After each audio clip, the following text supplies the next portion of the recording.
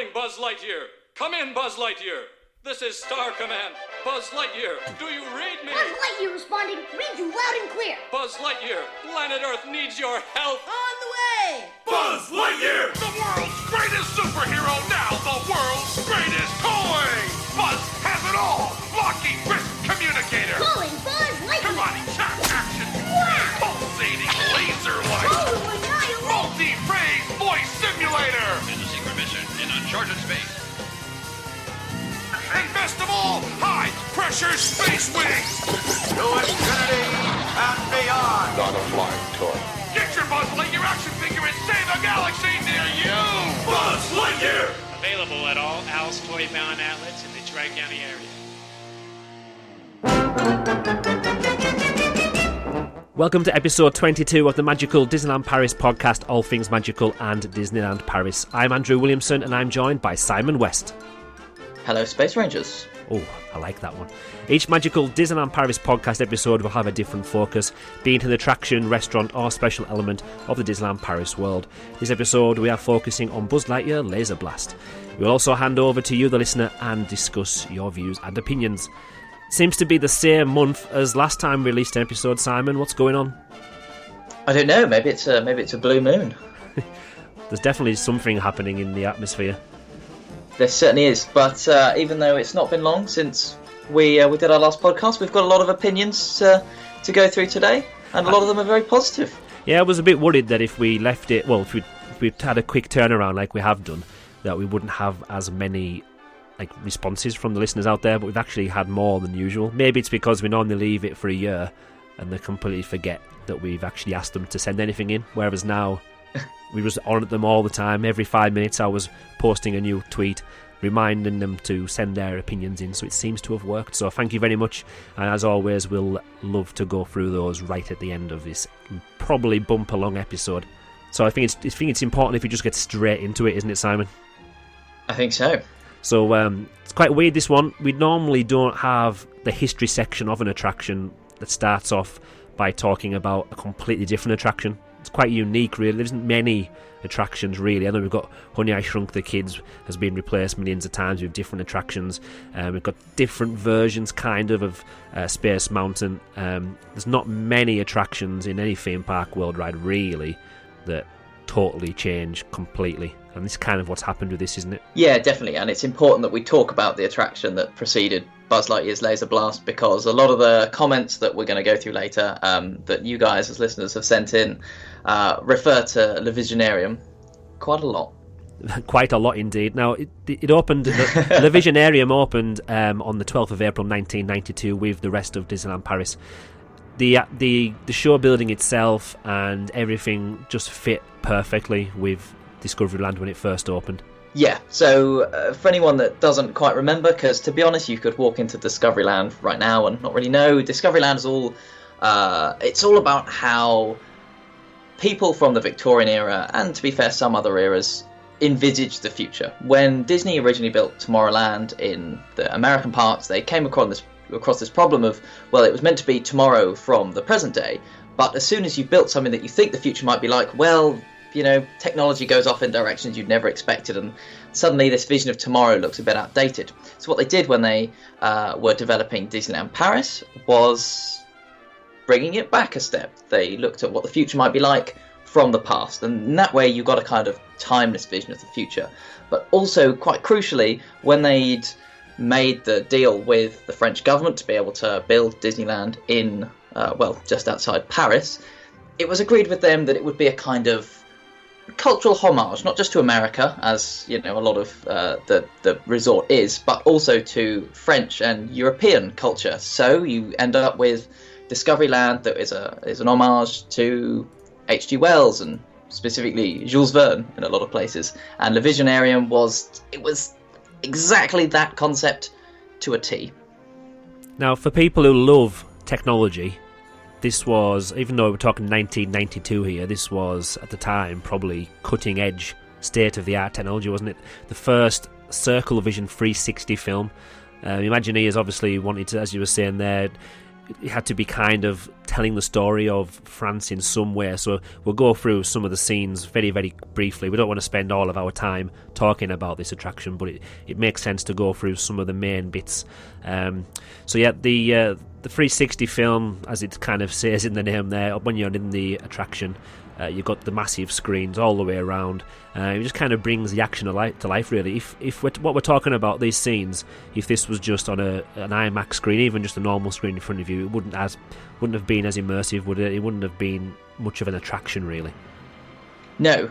So basically, Le Visionarium, you entered into this kind of steampunk, late 19th century kind of workshop, and there's I think he was a robot who'd built this contraption called Nine Eye, which could travel through time. Nine Eye because the Circle Vision 360 was effectively just 9 screens around you. So the idea was that this timekeeper, who was voiced by Robin Williams, very funny, obviously, then kind of takes you on this journey through time. And Andrew will now talk you through a little bit of where we got to visit. Yeah, so obviously there's been a few of these attractions over the years, and sadly they're all closed down now. But the European and Japanese scenes followed the same path. So we started off in the Jurassic period. Where else would you start when you're having a time travel adventure? We then go for the Ice Age, the Anglo-Scottish Wars, Da Vinci's Workshop, Mozart's Concert. That's where we start to get a bit of French in 1763. We look at the construction of the Eiffel Tower, Exposition Universelle of 1900. Jules Verne in the present day. Jules Verne is obviously the main part of Discoveryland, so we also look at Verne's collision with the TGV. Jules Verne being, he clings on to Nine Eye effectively, and then when Nine Eye jumps in time again, he gets brought out of the Victorian era and into the modern day. And there are these sort of bizarre scenes where he gets stuck on the front of a TGV high-speed train. I think he nearly gets run over by a Formula One car at some point. It's quite crazy. It's good fun. It was a very well-humoured show. I'm just so sad that I never actually got to ride this attraction or ride it or take part in the attraction. It was there till about 2004, I think, wasn't it? That's when Buzz Lightyear Laser Blast opened. 2006 Buzz Lightyear opened, so it was 2004 when the Visionarium did shut its doors. I think I visited in 2003, so I don't know why I didn't go in. Maybe as a cool in inverted commas teenager, it wasn't the kind of thing you went to Disneyland Paris to go on. You wanted the roller coasters and the thrills, didn't you, really? But yeah, after he collided with the TGV, we had a traffic scene near the Arc de Triomphe, went on a bobsled run, went on the deep sea exploration, up in the air from Red Square, Charles de Gaulle Airport, flying over lots of different European countrysides. This is where we start to take a turn to our cousins across the sea. We went to New York, totally out of the atmosphere of our Earth, and went to outer space. And then kind of the last few scenes end up in Paris, where we are in Paris today, or in 1992.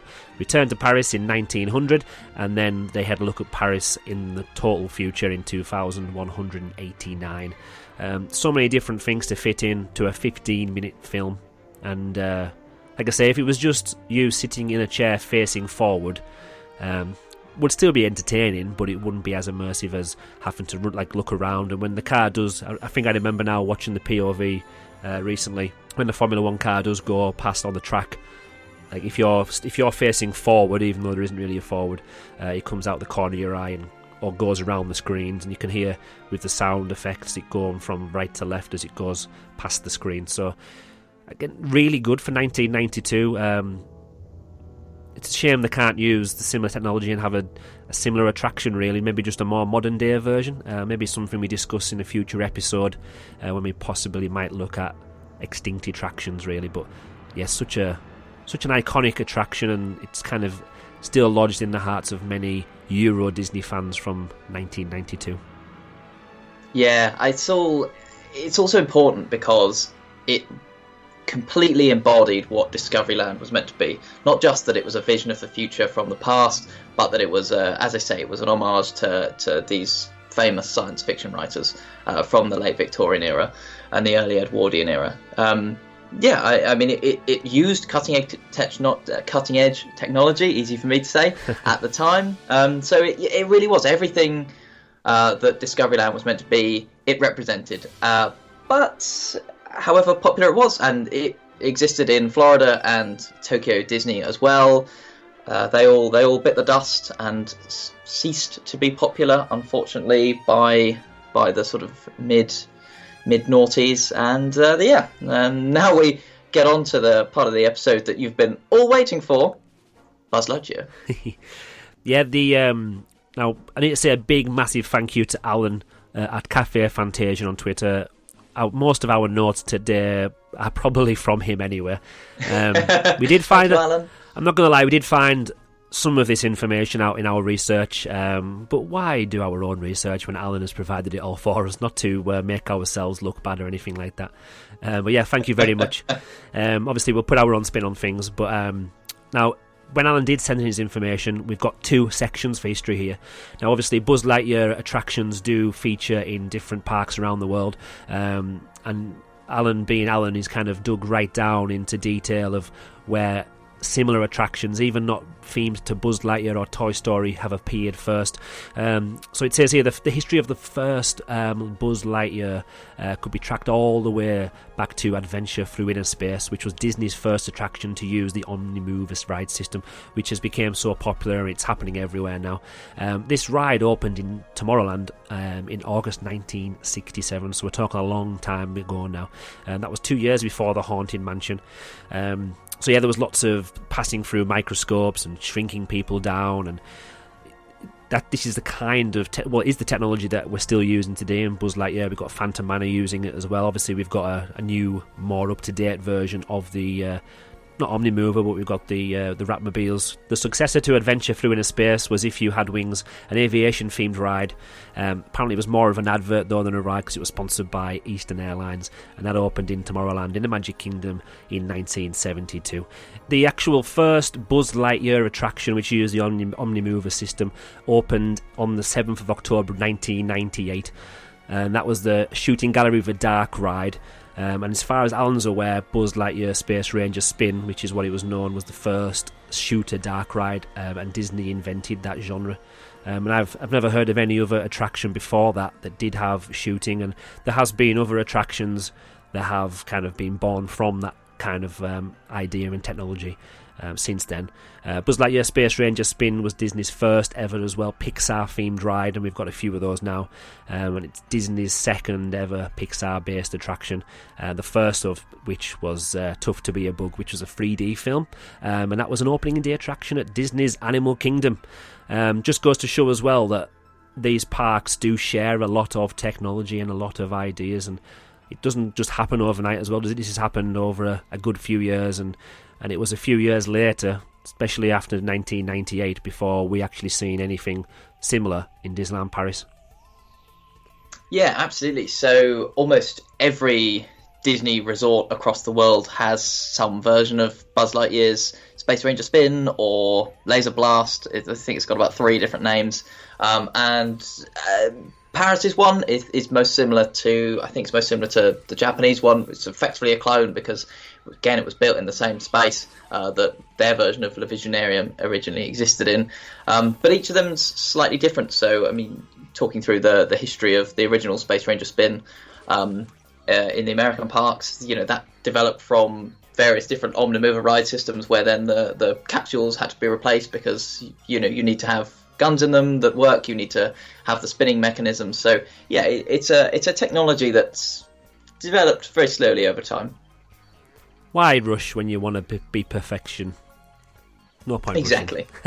But yeah. And then say newer ones in Shanghai again use sort of slightly different technology. So, you know, the gun's easier to use, more reliable. I think the shooting mechanism works using something different to infrared or something along the lines of that. So this is still a technology that's being improved as well. And obviously, as time goes on and as they learn from their mistakes or technology does move on, they are going to improve it. It's just a shame that it takes them so long to bring that technology, the newer technology, back to the older attractions, isn't it? Because if they've invented it and they've improved it and put it into, example, Shanghai, then it would be useful. It would be nice if they could kind of move backwards and go, well, okay, then we used Disneyland Paris, that was the the best technology at the time. So what we'll do now is we'll go back and replace that. Maybe it's something that we can talk about in the future section, but it'd be nice to it'd be nice if they could share the love and just update everyone's technology once it's proven to be a lot more effective and a lot better. So yeah, Buzz Lightyear Laser Blast was actually supposed to be built in Walt Disney Studios Park, and this is something that a lot of people will be talking about, or we'll talk about when we read out people's opinions. It just we'll mention it again in a minute when we look at the show building and the story of where it fits in Discoveryland, but it just stands out like a sore thumb compared to the steampunk of everything else in Discoveryland. But yeah, apparently this was officially confirmed in the 2017 book A to Z at Disneyland Paris, where it says, "Today the ride is such a familiar part of the landscape that it is hard to believe that it was initially intended for Walt Disney Studios Park." Especially when you've got Toy Story Land in there now, that is the place it needs to be, really.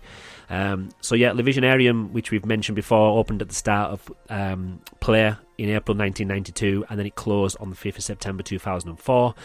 Nice little fact here from Alan, so that obviously if you can do your maths you can do this, but I can't do maths very well. So it was 12 years, 4 months and 24 days the Visionarium was open for, whereas Buzz Lightyear actually was when it was opened on 8th of April 2006. So that's at the time that Alan wrote this, it's 13 years and 14 days that the attraction has been open now. So it's actually now been open.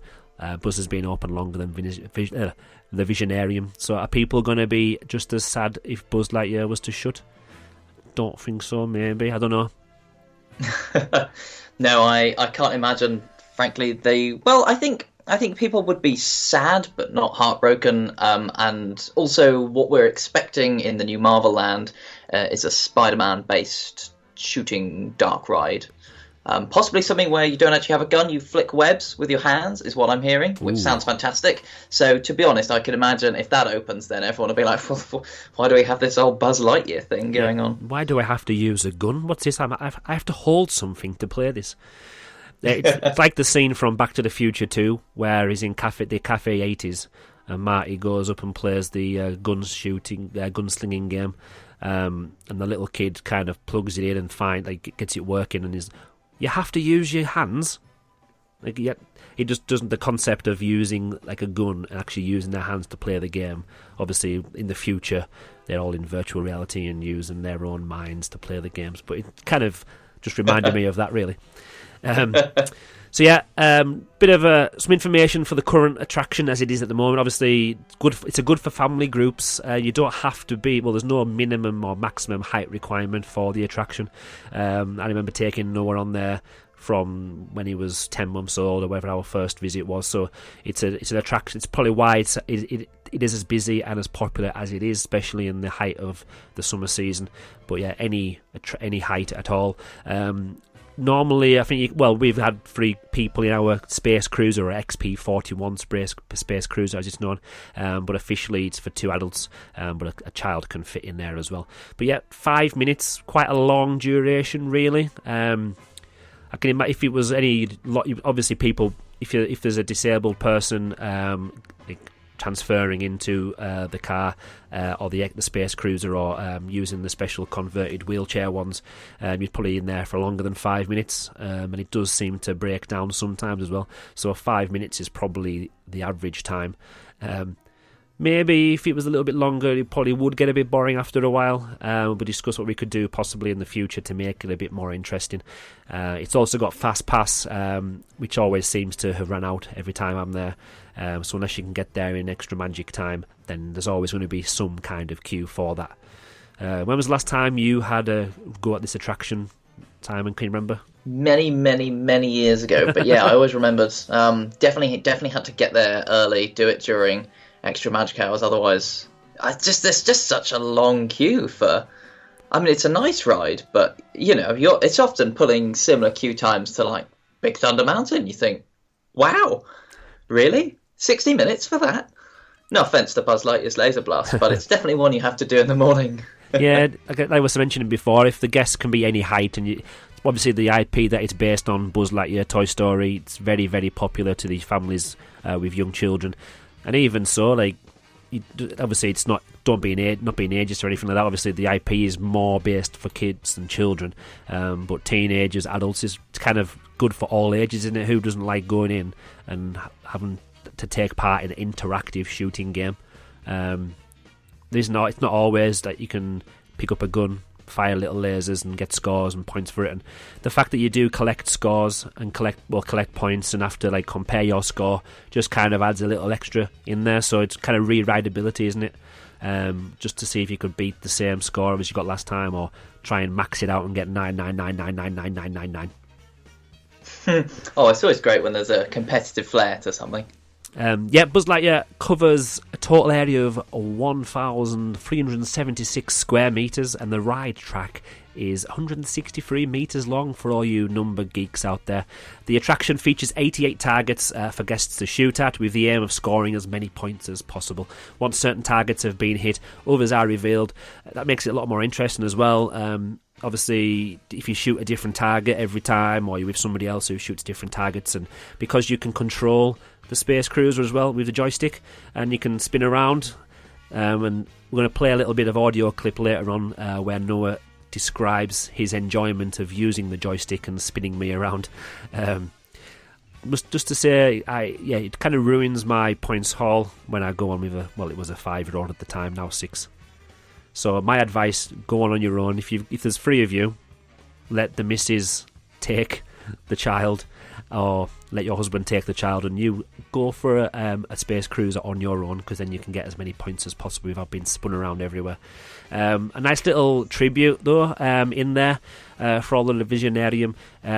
Nine-Eye is in there now. Apparently she's in there. The giant robot on your left as you begin the ride. You should be able to find her in there somewhere, so keep an eye out for her. And another little bit of information here: there are apparently 725 little green aliens throughout the attraction. So if anybody counts them all and can take a photograph of every single one, then we'll give you a prize. And Simon's going to pay for it. Yeah, bring it on. If you can get all 725, challenge on. I find it incredible that it's over 1,300 square meters, because it's a really, really small show building by the standards of Disney attractions. It's a really, really small one. Effectively, I mean, also the show building includes the annual passport office and the Constellation shop. So it's not even just that the whole ride takes up the thing, and the queuing system is, I mean, the main part of it's outside of the show building as well. But literally, this attraction it's effectively kind of like a big circle, and then you board and disembark on one side of it, and then the ride just sort of takes you kind of in and out from the edge, back into the centre of the circle, then back out, back into the edge of the circle, back out. And that's sort of all it does, and it's incredible, really. They've managed to get 5 minutes worth of track time out of that. It is amazing. 5 minutes feels like quite a while. It does, and when you do look at the plans for it, to be honest, the actual the ride layout and the track doesn't really take up much space whatsoever, does it? There's lots of backstage areas, and you've got the Constellation shop on the outside as well, and a lot of the fast pass queue area. But yeah, and you can always they haven't changed really. Obviously, they've totally gutted the building to make way for this track layout and stuff, and the special effects and the animatronics and the scenery. But the main show building itself, they haven't added really to the space at all. If you were to look at a map from 1992 until now, the footprint hasn't changed whatsoever. It's exactly the same building, which is fascinating, especially with, like you're saying, how much time you do spend in there, really. Now, let's go on to the story. Now, every attraction has a story. The idea of this story is that evil Emperor Zurg is stealing batteries. I always wondered why batteries, but obviously they are toys, and the batteries apparently are there to power a new weapon of destruction, and Buzz Lightyear needs your help. Now, we're Junior Space Rangers, and it's up to us to move the XP-41 Space Cruiser through the Gamma Ray Quadrant and fire lasers from our onboard cannons to stop Zurg, and we have to score points. Now, our attraction, our version, you can actually pick up the fire the lasers from the gun, but I know on previous and earlier versions there were static, weren't there, and where you could spin them a little bit, but you couldn't actually pick them up, and you're not as mobile, which obviously made it harder to get points. So quite a nice little touch to improve it that way. But yeah, what do you think about the overall story and how it fits in with the Toy Story IP? Well, I mean, it fits in nicely with the Toy Story IP. It doesn't fit in so well with Discoveryland, as we'll go on to say later. One thing I have to say about the story, though, is that obviously, you know, once you go into the queuing system, once you've done all the switchbacks outside, you end up in the room with Buzz Lightyear and the Etch-a-Sketch, and they're sort of trying to explain what the story is. But frankly, once you're on the ride, I mean, obviously you get the basic idea that, like, Emperor Zurg's doing something evil, there's something to do with batteries going on, and you're shooting some robots. And to be honest, that's kind of all you need to know. But there is each scene, as always, as you would expect in an attraction, each scene is trying to do something else and move you on to the next scene. But to be perfectly honest, whenever I've been on it, I've never really been able to work out what on earth each individual scene is meant to be and what the kind of progressive storyline is meant to be, apart from at some point when Buzz Lightyear suddenly starts shouting at you that you've landed on planet Z, and you're like, well, great, what does that mean? The story's a funny one. I agree. Obviously, we know to make the design work and to make it flow properly, and when people are thinking about it, then the story needs to be there. But again, until you sit down and think about it, when you're on the attraction, your ultimate aim is to get the highest score possible and have fun. If you manage to get onto the attraction 3 or 4 times in a day, now I haven't done this before, but I can imagine just leaving your gun where it is and actually taking it in, you probably could work out what's going on, and obviously there'll be a start, a middle, and the end. And we're going to go through the scenes in a minute to see. Yeah, we'll help with that now. We'll help with that. So you may want to listen to that section of our podcast in your ear while you are going around, and hopefully you might learn something, because I've actually learned a little bit about the different scenes in this attraction, so it's quite useful. So before we go into the inside again and look at the scenes, let's talk about the actual show building now. Obviously, we were saying before, the building hasn't changed much outside. They've just kind of bolted things on, haven't they, really? They've got a big Buzz Lightyear outside, lots of green and blues and stars and lasers and stuff like that, and big satellite dishes and cardboard cutouts of the little aliens and the green guys. But it just stands out like a sore thumb. Even the paving around the entrance has, like, the colours are still obviously there from original when it was the Timekeeper, the Visionarium. The roof is the same. You've got the gold, which used to be there, so it's kind of a mishmash of the old and the new, really. And I think either it needed totally changed so it was totally different, or they needed to. I think they should have maybe kept it a little bit more low key and had it more steampunky, with like the nod to Toy Story, but maybe more retro, if you know what I mean. Yeah, I mean, that's certainly, there would have been a way to achieve that. I mean, Toy Story is not, you know, it's not the most new or like futuristic of franchises, so you could definitely have come up with something kind of retro. And equally, there's toys from all sorts of eras of history, so maybe they could have worked something out in that regard. Yeah, as you say, the problem is that they kept the show building almost exactly as it is. So if you look at the show building from sort of the Constellations annual passport office side, looks perfectly Discoveryland. You know, like Autopia, it's got all the sort of spires and rings and whatever on top of it. It looks as you'd expect it to. It's only when you come round right at the front where they've just stuck on this big white facade entrance to the queue with Buzz Lightyear sort of awkwardly sticking out of the top of it, that you've, as you say, it just looks really plasticky in comparison to the rest of the land, which is sort of celebrating effectively the use of metals in the late 19th century. So it's completely incoherent. Yeah, the image I've got here is of Buzz Lightyear, and in the background you've got Videopolis, and then to the right you've got Space Mountain, looking absolutely majestic and lovely. So just kind of doesn't match at all. Even when you go, even when you go down into Star Tours, and you've got obviously the Darth Vader meet now, that's slightly different, a bit slightly different style, but it doesn't seem as out of place as this does, really, to me. No, it's not necessarily the colours that are an issue, because Discoveryland's always had bright colours. It's always got, you know, the bright sort of coral colours and the blues and the greens. It's the textures. You know, if you look at Autopia or Videopolis, Space Mountain. It's all about metals, and the entrance to Buzz Lightyear is plastic. So it just is so incongruous. But then thinking of it on its own, obviously it's not the most prettiest, really, is it? But it does match Toy Story, and it does match the style, doesn't it? It does match what's inside the building, to be fair. And the thing is, I'm a Discoveryland purist, so I'm always gonna hate on it, I'm afraid. But if that was plonked in Toy Story Playland or on the Edge on Walt Disney Studios somewhere, then it wouldn't stand out as much. And it doesn't help as well that they're still wearing the cast members are wearing Discoveryland costumes. So it's kind of the old steampunk Discoveryland cast member costume, but then the modern Toy Story Buzz Lightyear laser blast. So you expect them to wear in a Toy Story Playland cast member uniform. They might as well just do that because it stands out so much anyway. You might as well put a cast member from Walt Disney Studios there anyway.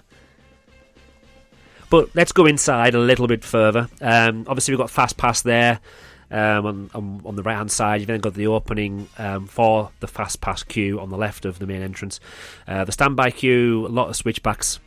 I must say, last couple of visits to the park, if the queue's been in the outside queuing area, I've just kind of ignored it and walked on. If there is a Fast Pass available, I will always do that, because even then, it's kind of, you still have to queue I know you have to queue when you do Fast Pass normally anyway, but and when you look at the plans, the actual main queue inside the show building isn't really that long. Obviously a lot of the big bulk of it is outside in the switchback pen, as I like to call it, but you still want your Fast Pass doesn't, if there's no queue there, your Fast Pass doesn't really jump much of any queue, really, does it? No, not at all. Not at all. I'm with you again. Yeah, if I see that it's queuing outside, no, it's not going to happen. Why waste your time in that queue? If we had, there's no space for anywhere else for the queue to go, really. There's no theming there whatsoever. I think there's one big poster of Buzz Lightyear on the wall outside, and there's nothing really outside in the outdoor queue. What they could have done is enclose the outdoor queuing system and then put some more theming inside. They could have, unless I don't know. Maybe there is some kind of rule of, like, obviously there's quite a lot of people crammed into quite a small footprint outside. Maybe you can get away with cramming more people in an outside area than you can on the inside. I don't know. Maybe, I can imagine in our country, in the UK, there must be some regulations of how many people can be crammed into one room with so many exits. So unless, and maybe somebody out there knows, could be a question of the episode, this one. Is there any safety implications of enclosing enclosing the outdoor standby queuing area? Maybe there is, maybe there isn't. Could that be the effect? Our podcast questions have got cool these days, haven't they? What did it used to be? Tackling the big old health and safety issues. Let me get my clipboard. Once you go through the double doors and you're kind of inside, now there's an argument, once we go through them doors, are we shrinking down then? Have we shrunk down already? Do we shrink down at all? Because as soon as you've walked in, you've got all the murals on the wall of this, like, kind of telling the story again and getting you, setting the scene, really. You've got the space aliens, you've got all the different codes and a little bit of the story about Zurg. But then you've got these massive screws and big plastic pieces stuck to the wall. So at what point do we shrink down to the size of a toy, or do we at all? I think you shrink down as soon as you enter the show building. That's sort of my interpretation of it. As you say, because you've got these huge panels on the wall, and you must be shrunk down because the screws that are supposedly holding them in are massive. So you must have shrunk down immediately at that point, right? Yeah, because there's no big screws in the outside area. No. Although you've got a really big Buzz Lightyear on the seat on the roof. So does that mean everybody's small in Discoveryland? Because... yeah, Discoveryland's like ant size, and then you move up to toy size. Also on the inside, just before you go into the what I call the main pre-show area of this attraction, you've got the instructions of the blaster gun. What's the actual name? I don't even know if I got the name for the actual gun. laser blaster. The Astro Blaster's the name of the other attraction, isn't it, in America, I think. So yeah, there's posters of Emperor Zurg, which is kind of like a toy poster advertising it. You've then got nice little pictures of the aliens who are kind of sneaking through the little fake doors on the side. But the most interesting part of the queue area is when you do get to the room where you mentioned the Etch-a-Sketch and the animatronic of Buzz Lightyear. It's me to spend about 5 minutes talking about this room because there's quite a lot going on, really. Unless you are the unlucky person to be there and you see Buzz Lightyear's taking a shower behind the curtain. Have you ever? Yeah, it is hilarious. Have you witnessed that? They just put I haven't, but I've seen many a picture, and he breaks, and they just put a shower curtain in front of him. It's hilarious. I must admit to peeking behind the curtain when the curtain has been pulled across, because you kind of instead of having the curtain just around the animatronic of Buzz, the curtain goes around the whole section next to the walkway. So it isn't even like you don't even have to lean over the barrier to get the curtain. The curtain is right next to it. So just if you're lucky to stop at a certain part in the queue, you can just sneak your head around the curtain, and it's not a pretty sight. Now, we don't want to spoil the magic for anybody, but when an animatronic doesn't have any hydraulics or any motors switched on, it's very floppy and just all dropped and drooping, and his head was down, but there was no face on it, obviously, because it projected onto his face. So it was just a big floppy mess, really. The Etch-a-Sketch is really good as well, kind of explaining rules and safety messages and telling you part of the story of what's happened. But yeah, the face. Now, I should have known. I should have remembered this fact, really. I haven't checked it out, but a couple of years ago, it was either this attraction or another attraction. I can't remember which one it was, but the face is either projected from just out. I think it's actually projected from inside or just underneath the body of the helmet, because obviously when the animatronic is moving around, the face is the projection is still on the face, so it must be attached to the body of the actual of Buzz Lightyear itself.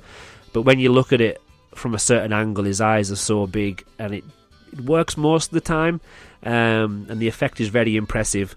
But again, I think we need to improve the projection on his face, because it does look like a projection on a face. You do get the flicker, and you do get it's not as sharp, is it, as the rest of the animatronic?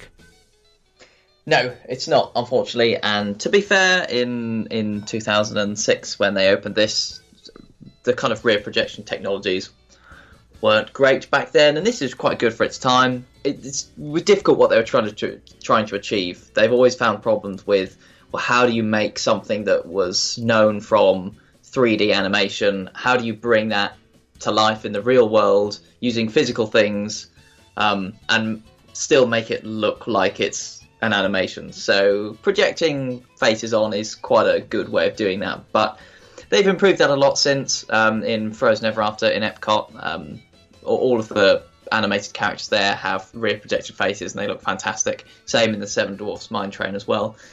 So it was reasonable technology for the time, but yeah, it's something that could definitely do with being updated now. But then if he's taking a shower every so many weeks, there's no point in spending the time or the money or the effort upgrading it, really. Or maybe that's exactly why they need to spend the money on upgrading it, so he doesn't need to take a shower all the time. The spiel that he does, normally if you time it just right, you can actually hear both French and English, but it is quite funny when you're walking, especially when you're used to hearing Buzz Lightyear speaking in English, for him to be speaking in French. I tried to find the audio of that, actually, the clean audio, and I couldn't find it anywhere. So I've only just got a version of it from people's on-ride videos and stuff like that. But again, he's just kind of explaining what's happening, explaining the situation with Zurg, and what our role's going to be as we continue down the corridor. You've got lots of nice maps. It's a shame they don't sell some of this artwork in the shops, in Constellations as well. Obviously, you don't want your house to be turned into a Buzz Lightyear laser blast attraction, but there is some kind of, especially for children, you've got some nice artwork there showing lots of different planets, and you've got a map that shows where Star Command is, where Buzz and where Buzz Lightyear's came from. So nice little touches that I'm sure there'll be people out there who would purchase them. There's maps on the wall. When you're close to the station, you're getting some more information now about the targets, and it explains all the different points and stuff like that. And we're going to go through how many points you get from the different targets and the different shapes. But very similar to Phantom Manor, when you get to the loading station, you have then got that area which has got the space cruisers that moving slowly in front of you on the belt. It's kind of, you never know how you're going to jump onto this attraction. Do you go slow and take it cool and you just glide into the space cruiser, or do you run on, do you trip over? I don't know. I've seen so many people who have not been as smooth getting into their space cruiser, Simon. It's quite funny. I think you have to jump and forward flip, don't you? That's the best way. Oh, well, hopefully there's video footage of you doing that next time. If I can pull it off, there'll definitely be a video online. Yeah, is there anything else we need to talk about for the queue area? Not really. It's quite. We spoke quite. Well, I've spoken quite a lot about a queue area, really, which doesn't really have much in it other than an animatronic and a Etch-a-Sketch. So that's quite good. That brownie points to me. Well done, Andrew. I think it's probably best if now we've talked about the loading area. It's when you start to see and feel. If it's your first time on the attraction, it's kind of when you get the first flavour of what it's going to be like. Just before we start going off into the scenes, I always get a nice little warm feeling. Just as obviously when you're in the queue area, you kind of crammed into the corridors with all the big screws and the posters and the aliens peeking at you. But when you turn the corner just near the station or the loading area, you can start to hear the famous on-ride music, can't you? And you can hear the lasers going off, and you can hear people saying how many people are in their party or which Omnimove or which space cruiser to get onto. So it's when it starts to come to life and you get the feel. Each attraction in Disneyland Paris gives me a different feeling. And I always feel nice and warm when I think about getting on this attraction at the loading area. How sad's that? That's very wholesome. Once you have left the loading area, this is officially, apparently, called the robot attack. So, guess what happens here? There is a massive box robot. There's so many different targets in there. And it's like you're flying through space. Up above, you've got a big grabber. You've got magnets. You've got batteries. You've got spaceships. At this point, you're not caring about any of that, really. You're just trying to find which target you can hit. Yeah, there's a nice sense of space, ironically, in the first space scene. It brings you into the kind of the darkness of the dark ride very well. The colours look great with the proper black backdrops, and you lose yourself. You don't feel like you're in a building anymore. The colours are so bright in comparison to the darkness. The UV is working so brilliantly, and as you say, you're so obsessed with I need to find the triangles, that it doesn't matter.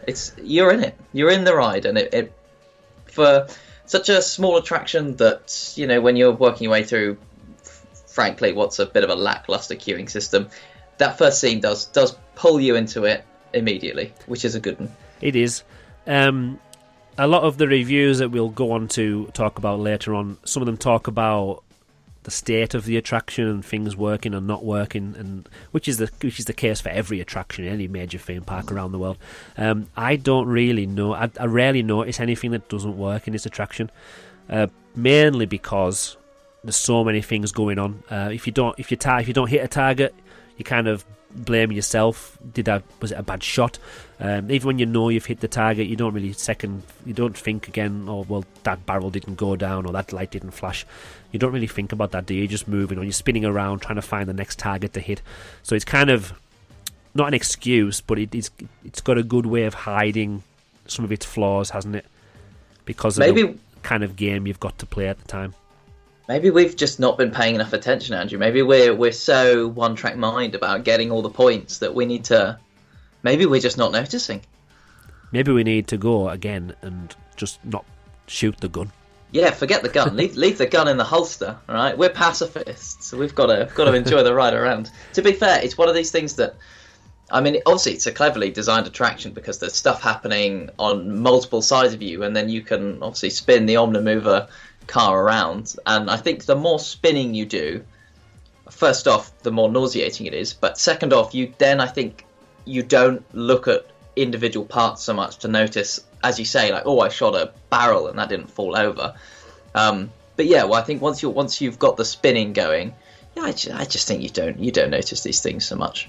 And equally with the bright colours, I just think it kind of absorbs you in quite well. I don't think I've ever ridden it and thought, oh, there's loads of things here that aren't working, because to be honest, with the cartoon aesthetic that they've got going on, it's not an ultra high realistic piece. So you never know with the attraction really whether some things you shoot and they react, most things you shoot and there's no response at all. Some things are swinging around the place on arms and other things aren't. I think you never quite know whether things are meant to move and be dynamic or not. That's true. Moving on to another scene, something which again, until you start looking and picking through ride footage very, very carefully, when you go and meet Zurg for the first time, he's got his massive blasters with the 3 cannons kind of stuck on there, and his big red eyes like staring you down. You've got some kind of rockets and they will look like fireworks basically, but they are fireworks, aren't they, which is obviously taken from Toy Story 1 really, but I like how one of them is described as the big one.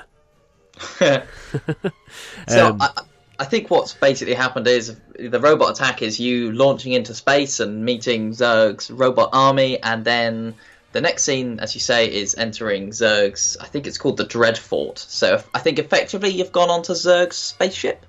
Okay, yeah. You've got wires everywhere, you've got blasters, and again, if we're talking about the targets, obviously the ones, and we'll talk about the actual scores and which ones to go for in a minute, but normally the ones that are lower down or appear once you've already shot something else are the ones you need to go for, and Zurg in this scene is spinning around, he's got his blasters and stuff like that, and if you can see them, there's one on the side, down the side near his legs, so keep an eye out for when he's spinning around. They're the ones you really need to aim for. He's got his blasters shoot massive flashing lights in your face just to blind you a little bit, to stop you actually aiming at those targets on the animatronic there. Some of the other sections I like about this is there are targets in the area which are not actually lit up as well, so a lot of people are still shooting down into a previous scene, whereas if you actually shoot at the walls in dark areas, you will find that there are targets in there as well. A positive about the Disneyland Paris version, apparently in older versions of this attraction elsewhere, the actual targets don't light up, so there's no real notification that you have hit the target other than the score going up, and obviously when you're using the guns and using the weapons, you're not really looking at the target, your score until the end really, are you? No, I mean, to be fair, one of my criticisms of the Paris attraction is that I still don't feel like there's a huge amount of response from it, because yes, if you hit the thing and the target's working correctly, the Z will flash up, but I think in the new Shanghai one, there's some proper like tactile feedback on the gun, so if you hit something you get like a little vibrate or something, so you sort of you've hit it, and I think that's something that it feels like it's lacking, because right now you just sit on the thing and you just fire as much as you can. You just keep pulling the trigger basically. So I think it would be nice to get even more feedback to really feel like you've just engaged with the attraction and you've just succeeded in doing something. Yeah, it would. I think in Shanghai as well they have different colour lasers or LEDs.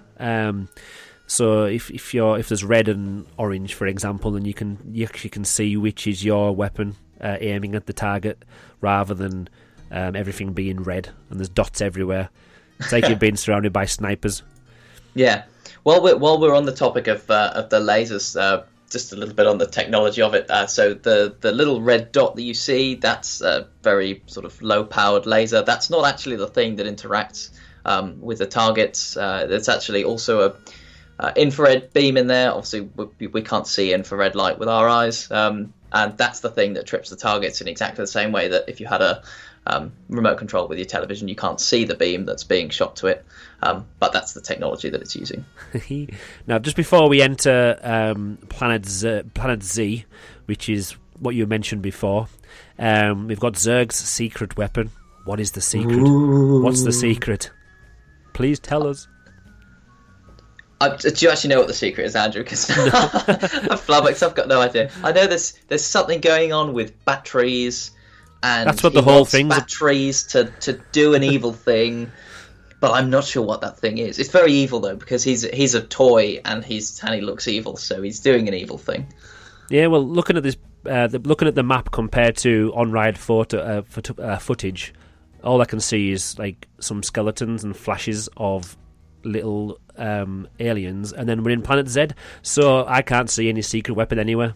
Yeah, I think basically that scene's it's a sort of transition scene from being aboard Zurg's spaceship, if indeed that is what it's meant to be, into being on Planet Z. And as you say, yeah, it's a kind of dark section where there are some robots in the dark that if you hit them, they kind of, I don't know, loads of like electricity kind of sparks out of them.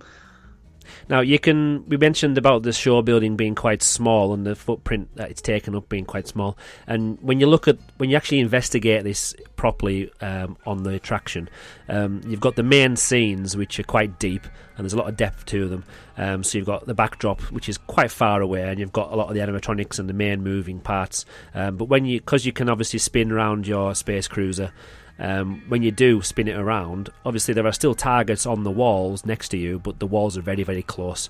It isn't like we've got a lot of depth or a lot of scene on both sides, is it really?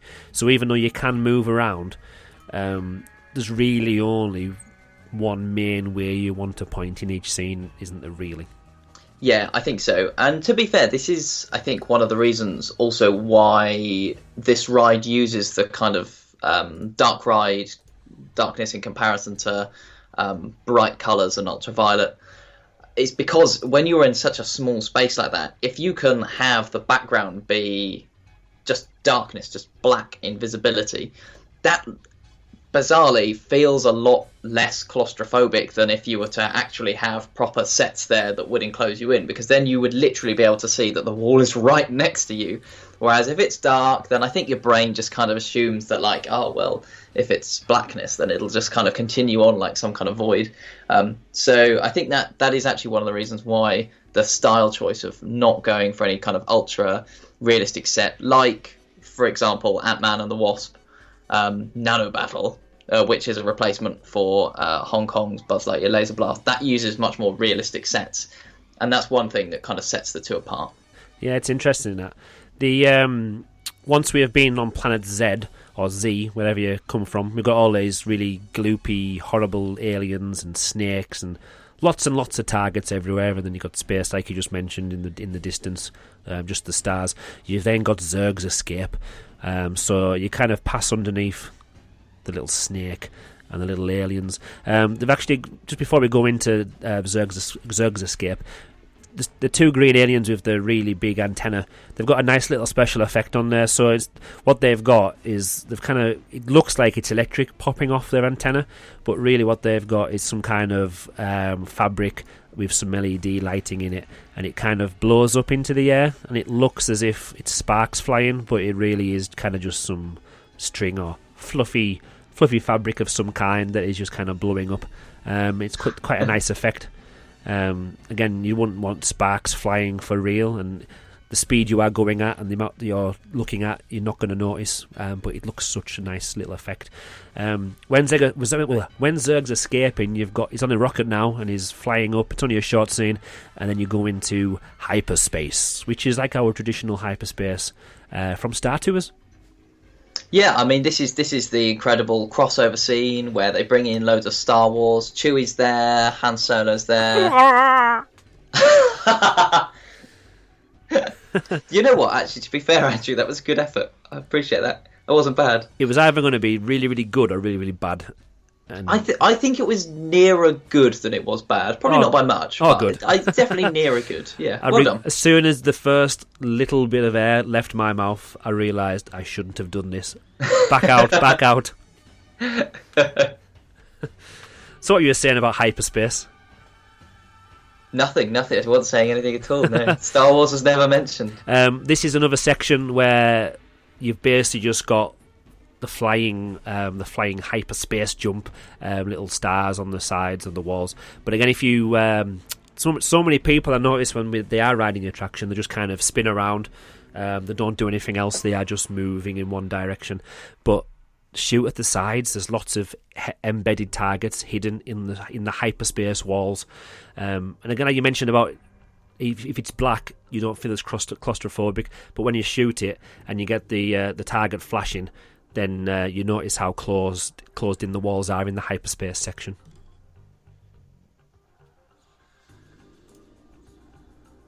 Or not. Yes, Andrew, very good. Yes, I've got lots to chop out today.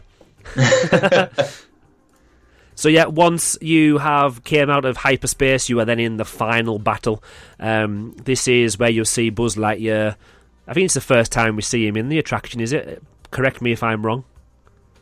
Buzz Lightyear, actually, yeah, yes. As far as I remember.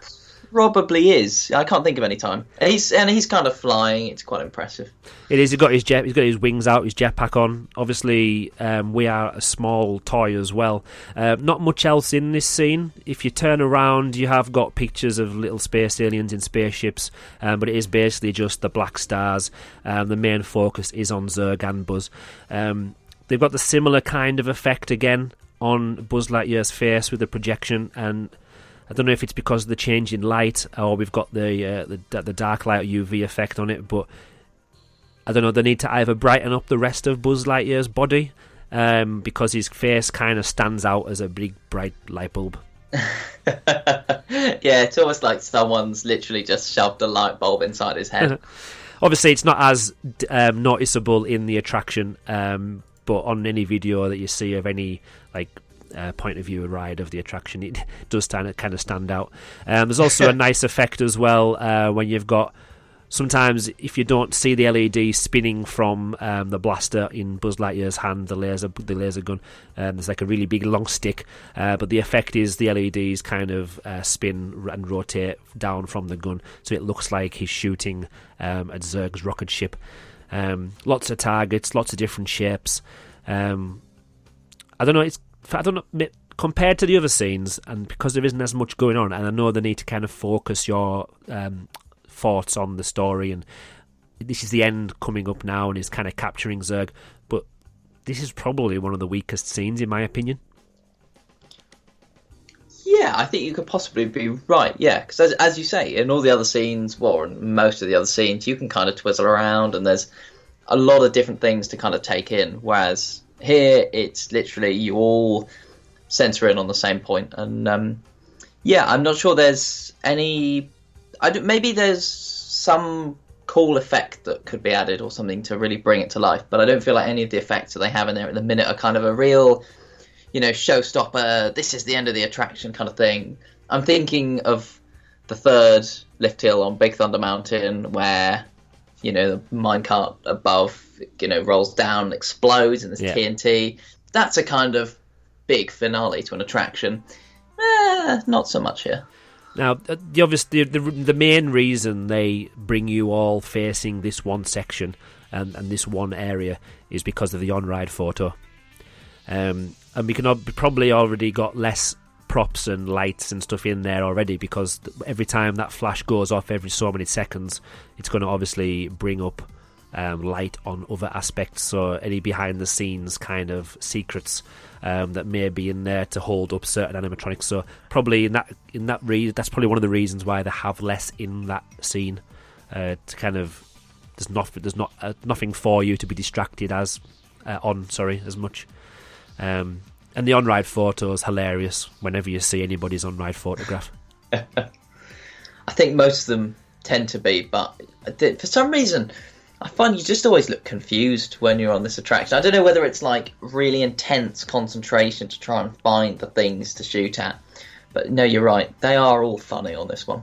Because every other attraction you see, even though it's coming up in this room, I've still never kind of worked out where the actual camera is pointing. So I'm always looking up, but then because I'm looking up but looking at a target, it looks like I'm either smelling a fart or my eyes are closed because the flash is so bright.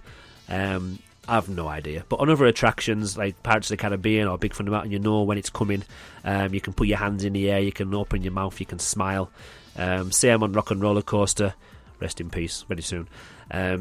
You know that at the start, on Space Mountain as well at the start. You've got it down the first little drop, and you can brace for it. Whereas this one, for some reason, even though you're going really, really slow compared to every other on-ride photograph opportunity, it's still the worst photo, and it's hilarious. Actually, the other hilarious one is, of course, Tower of Terror is pretty fun. Oh yeah, but again, you still know kind of that that's happening, and you're looking forward and you're looking at the camera. That's true. You either do something intentionally funny there, or you just look terrified. Which is fine because it fits. But if you look terrified on this attraction, something's gone very wrong. Yeah, what are you scared of? The toy coming to get you? And then it kind of goes downhill a little bit further from there, really, as well, because you are basically at the end of your attraction. Because on the next scene, when they're kind of putting Zurg back into the box and back onto the shelf at Al's Toy Barn, you can see the exit and you can see the unloading area. There's one or two little targets, and everybody's trying their best to look at that target. They're giving themselves bad backs, trying to spin around last minute before the Space Cruiser turns back around to the way it needs to be facing. So no, I think the ending kind of does let it down a little bit, in my opinion. It's quite nice to see all of the little aliens, little green men, and it's quite funny as well when you look at the receipt for the Al's Toy Barn. It's got like the little handwriting that they've been writing on there, the little aliens return on the receipt there. It's quite nice. But yeah, it's just obviously there needs to be a scene that is at the end, and there needs to be a scene near the station where you've got a kind of a mix of real world and attraction world. But I don't know, it's kind of from the big scenes like we were talking about before, it kind of does just die down a little bit at the end, in my opinion. Yeah, I'm actually not so sure I agree with you, because I agree that the final battle's not an incredibly exciting scene, but I like the repacking of Zurg as a final goodbye scene, because I think it's got a nice humour to it. I think it sort of closes off the story nicely. It's kind of, oh, well, we've been in the kind of the world of the toys, like what they would kind of imagine their world to be, but then we come back into, oh, well, of course they are toys, and have the, as you say, the joke about him being returned to Al's Toy Barn. So I think that's nice. I mean, to be fair, it does raise the question of, well, at previous points, you're not really reminded all the time, or like, say, at the start of the attraction, you're not really reminded that it's about toys much, apart from the Etch-a-Sketch at the start, and that you're clearly meant to be small because of the big screws that hold up some of the pictures. So that does raise the question then, what world are you in? Are you in the world of like toys in a playset, or are you in then their kind of imagined world that those toys are supposedly from, which surely is the one you're in for most of it, because you're whizzing through space shooting robots. So yeah, that does unfortunately kind of, I think it messes the plot a little bit up, but I think it's nice anyway. I think it's got a good humour to it. It's not as great as, say, I don't know, Snow White has a nice final scene. Yeah, so does yeah. Pinocchio. There's music, there's a bit of brightness. I mean, they're pretty much just like murals effectively at the end of those rides, but there's something about them that just feels like a really nice point of closure to the attraction, which, I would agree, actually, the repacking of Zurg doesn't really carry that weight. I don't know, maybe because it's kind of trying to be funny. Yeah, the idea in the story is nice, and like you say, it wraps it up, doesn't it? Like putting him back in the box, and that is back on the shelf now. The toys, like Buzz Lightyear has won the day. But yeah, like you mentioned, Pinocchio and Snow White, and they're nice and bright. And we've discussed on previous episodes many years ago now that the attraction starts off daytime, and then because it's a dark ride, it kind of goes darker and darker. Then it comes back to light again to kind of transition you back to the outside world. Maybe because when you unload, you're not straight outside, and you are still kind of, it's themed still, isn't it, as Toy Story size. You've still got all the big screws everywhere, so maybe we're reading too much into it, probably are. But it may be in that way they couldn't go straight into a bright scene, especially as we're in a dark ride still. Yeah, I think you're probably right there. But yeah, I mean, when you're in a dark ride section, though, of course, you still have all the opportunity to theme it however you want, because you've got that total control and that total immersion. You've got control over the lighting, the colours, everything. So no, to be honest, I don't think there's really an excuse for not having a real like kick-ass final scene. It might need a door maybe. If the station obviously needs to be well lit.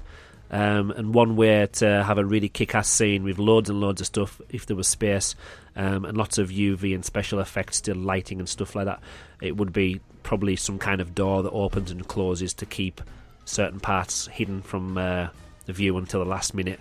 But obviously, because of how close together the Omnimovers are, you can't open and shut a door 100 million times a second, because it'll never be working after a few years, would it? Yeah, it's tricky with an Omnimover system, isn't it? I'm trying to think how... I mean, to be fair, like, Phantom Manor, the loading and exiting rooms, they're pretty dark, frankly. They are particularly, quite dark. Particularly the disembarking one of Phantom Manor. It might have changed right now, obviously, who knows? Who knows? But that's really dark. Like, there's tiny bit of floor lighting, but other than that, like, just completely pitch black in there. So... I mean, I guess it's not too much of a safety issue, clearly, if they can do it with Phantom Manor. So maybe actually what they need to do is just have some much more carefully positioned lighting in the disembark station. And then that'll give them more control over the lighting to do something cooler with the final scene. Let's see what happens. Probably nothing. Jay, we've kind of talked through the scenes, and let's talk about how many points you need to get to be a certain level. So 0 to 1,000 points, and you are classed as a Star Cadet. 1,001 to 10,000 points, you are looking at Space Ace. 10,001 to 100,000, you are looking at Planetary Pilot. 100,001 to 300,000, you got Space Scout. 300,001 points to 600,000, you are First Class Ranger. 600,001 points to 999,999, you are Cosmic Commando. And if you get 999,999 plus, you are the Galactic Hero. Lots of people have managed to get Galactic Hero. I have not managed to join that club yet. No, nor have I. And it does upset me that so many people can, and they can do it every single time. Now, I'm hoping that after listening to our own podcast, next time I should be able to reach the Galactic Hero section on the chart. Hopefully I will. And there is actually a little tip that I'm going to mention in a second, which a few people have mentioned, which I didn't know about, which maybe is the reason why I don't get past Space Scout. I think I've been a First Class Ranger before, but I've never managed to get over 600,000 points. Can you remember your highest score? No, I can't. But to be honest, I think I've probably not got I think if I'm lucky, if I get to First Class Ranger.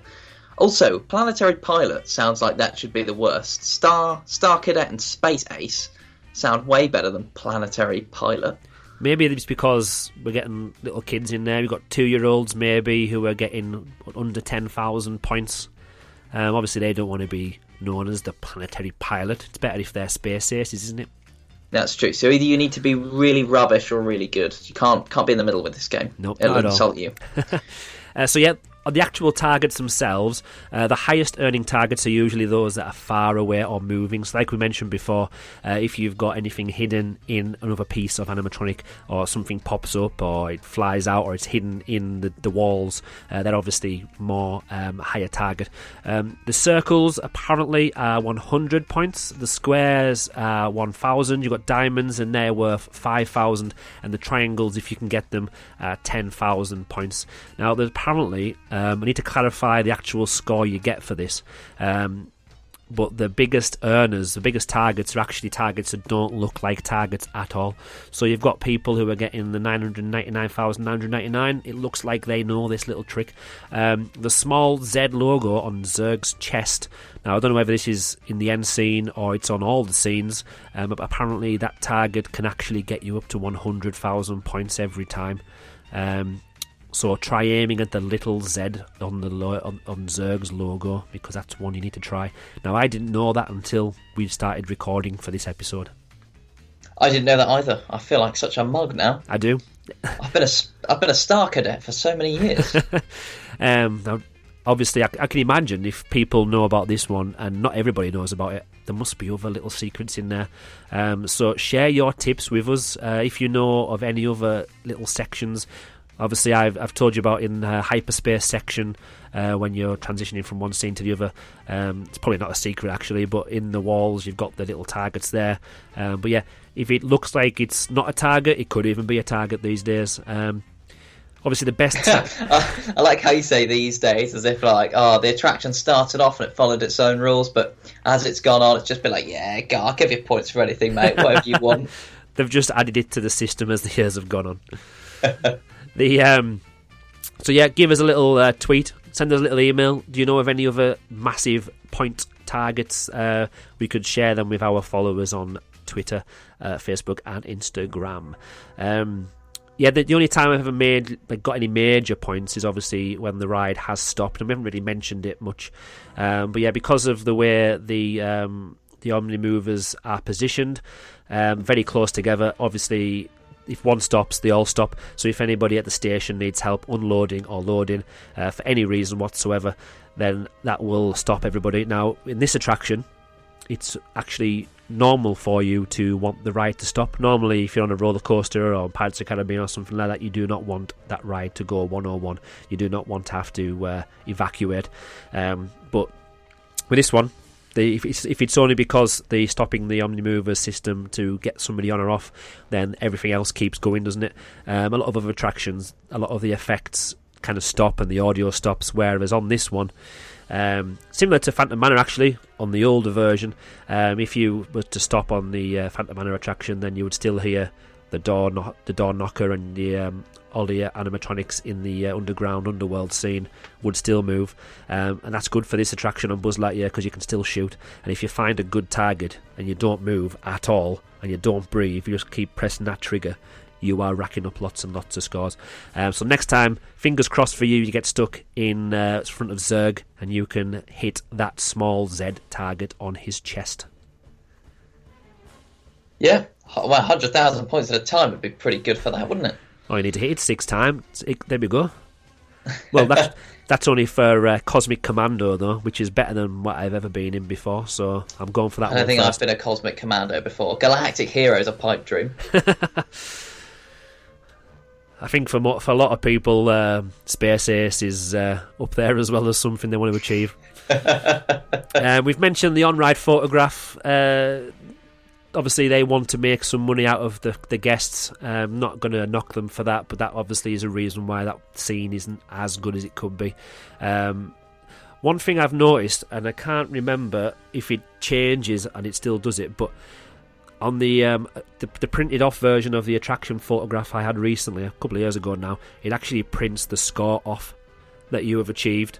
And the score I got on this photograph was 104,100. So what did that make me? I was a space scout. Yay!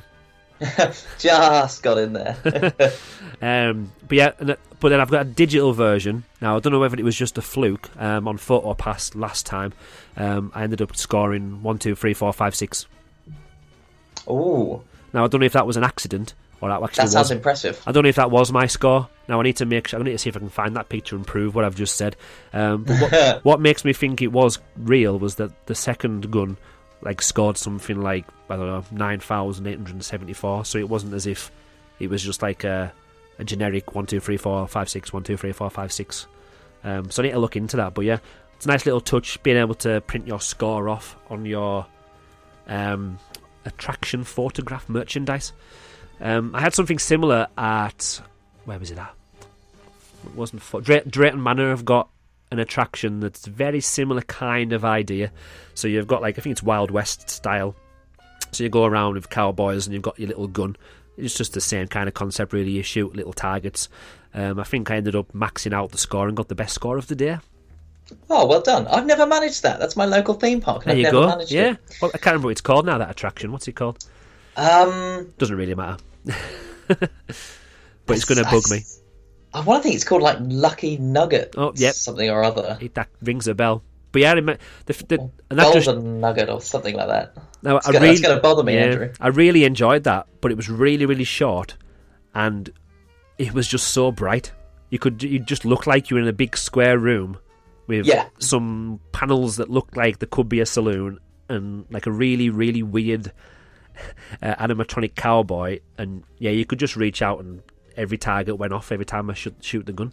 Yeah, exactly. I mean, this is probably a very inaccessible part of the podcast to most people who've never been to Drayton Manor. But I mean, basically, like, you sit in this little like mine cart, and you're in this like fairly brightly lit warehouse going through some quite crappily put together like western facades, and you got this little pistol. To be fair to the attraction, better than Buzz Lightyear's laser blast. Generally, when you shoot a target, it does do things. So like, there are things like there are targets on barrels, and you shoot the barrel, and like then water spouts out as if you've just shot a hole in the barrel. Yeah, it was good then. So it's got a bit more dynamism to it, which I think is maybe something that Buzz Lightyear's Laser Blast lacks at points. But yeah, you're right. If anyone has been on that attraction, or to be honest, there would be lots of attractions like it. It's very in similar, the world that just don't quite do the dark ride element quite as well as Laser Blast does. It's the dark ride that kind of makes it more realistic. Well, not realistic, but you can feel more involved, can't you, because of the dark ride element. So are we saying the Buzz Lightyear is the 3D version, and then this one in Drayton Manor is the 4D because of the extra layer of actual practical effects. So random cowboys. Always fun. Yeah, there's some really weird ones. But yeah, that's some creepy ones. Just getting the top score of the day was something that really I was really happy about. And it was quite early on in the day, I'll give you that. But and I hope while you were there, you also did their dodgy knockoff Pirates of the Caribbean, because that's a hilarious one as well. Now, when was the last time you went? Because that's closed now. Is it shut? Yeah. That's heartbreaking. I wanted to go on that, but it was shut down. Totally destroyed. Anyway, this is totally not Disneyland Paris related, so let's go. We need to start another. I'm sure there's nobody else in the world that does a Drayton Manor podcast. So let's start one off. Then we can go there every week. That sounds good. Get a annual pass. We'll just be there all the time because we can't make it to Disneyland Paris very often. So let's bring it to a park closer to home. Yeah. Refurb. Now this seems to be Buzz Lightyear Laser Blast seems it's not down from long time all the time, but it's shut for a few days regularly.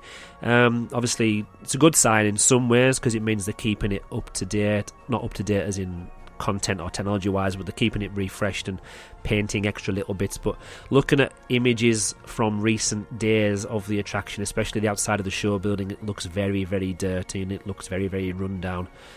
So it's definitely in need of some tender love and care, isn't it, at the moment? Yeah, I think so. I mean, as you say, it is in quite frequent refurbishment, and yet somehow all the time it just seems to look like there's a few bits in it that are quite scrappy. I think it's an unfortunate byproduct of the fact that because it has this very kind of plasticky aesthetic going on, which obviously it's meant to be because it's meant to be about plastic toys, I think that tends to just show wear really badly.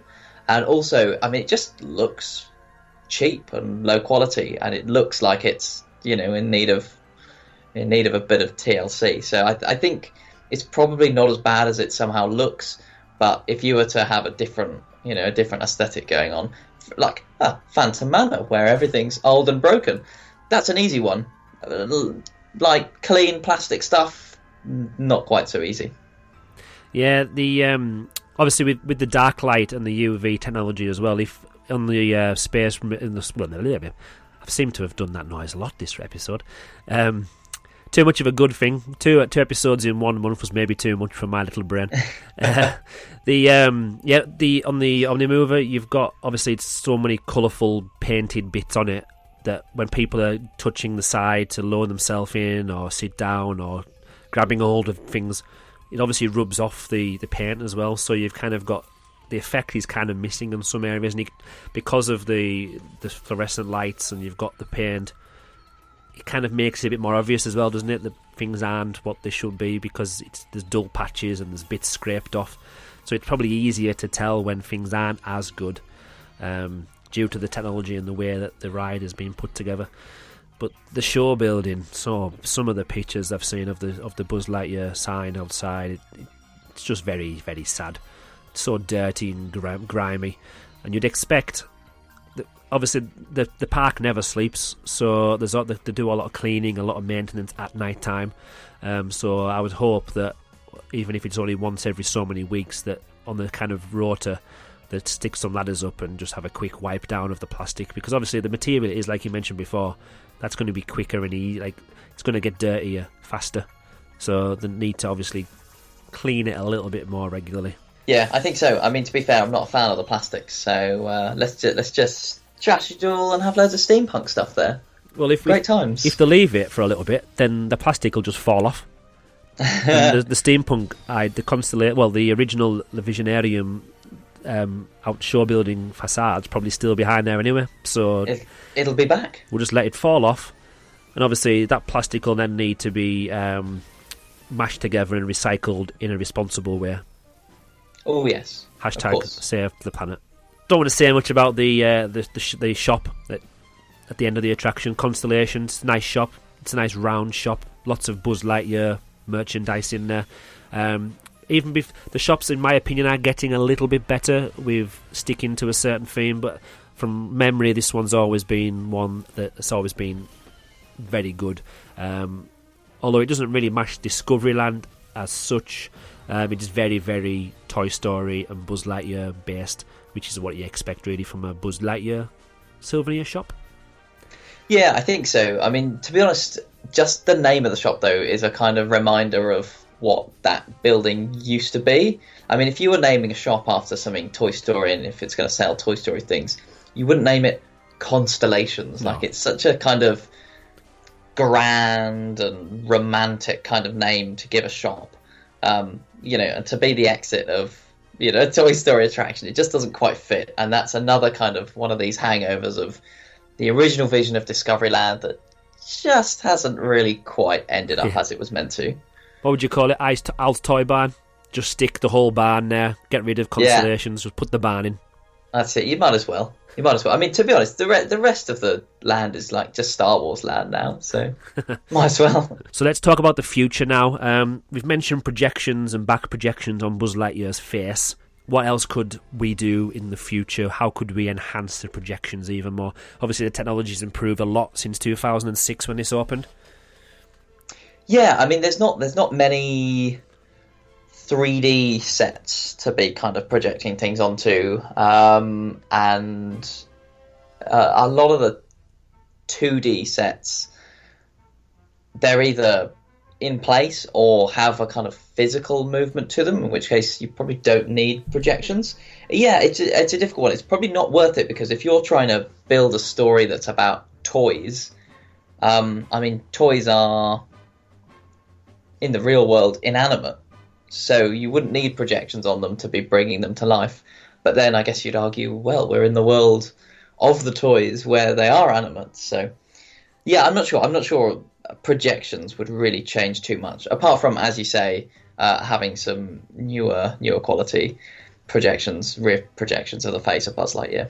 Now, we've got Toy Story 4 coming out very, very soon, and we have no idea what's going on there. Little Bo Peep is obviously going to be one of the main stars, and we've got the little was it a fork or a spork? Sporky or Forky.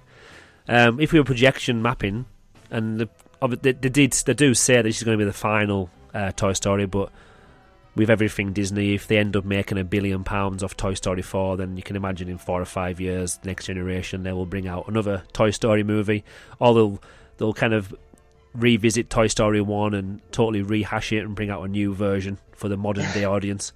So if you have projection mapping in there, I know it's all based on Zurg and Planet Z and Buzz Lightyear getting Zurg back to the toy shop. There's no real, unless I've missed something, there's no real mention of any of the famous characters. Now, knowing what children are like, and I know they can get it in Toy Story Land, which is probably where this is better placed. Could they hide other characters in there at any point, helping Buzz Lightyear along the way? Does Buzz need to be in other scenes a bit more? Obviously, I don't think he does, but could this be? We could always add this in as an extra little bit, as we always mention with projection mapping as well, because of the kind of technology it is.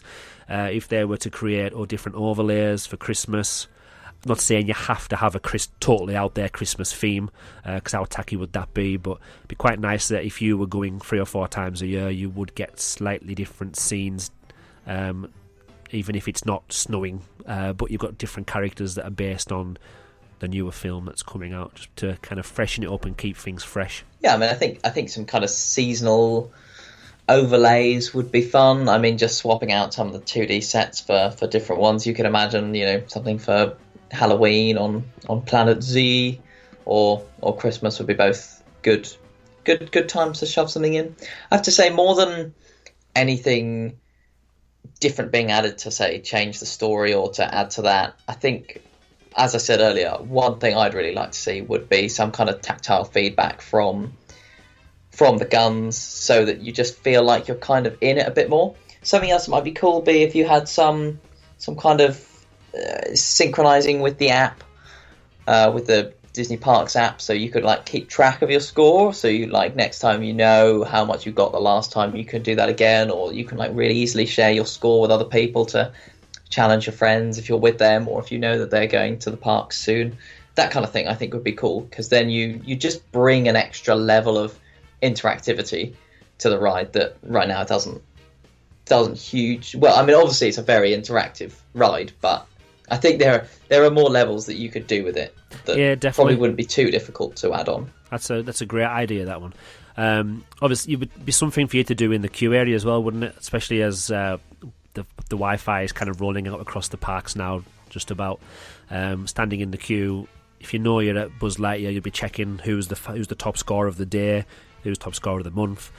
Do you think it would help if, because I know a lot of people, we mentioned before, a lot of people do get that top high score, and they will now. We've told them where to aim for on the little Zerg badge there.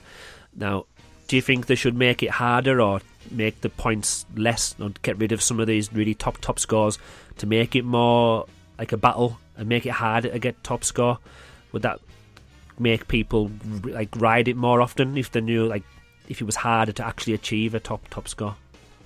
Yeah, possibly. One thing that I think should be done away with is that you score regular points when the attraction stops. I mean, it's just completely unfair, really, when you think about it.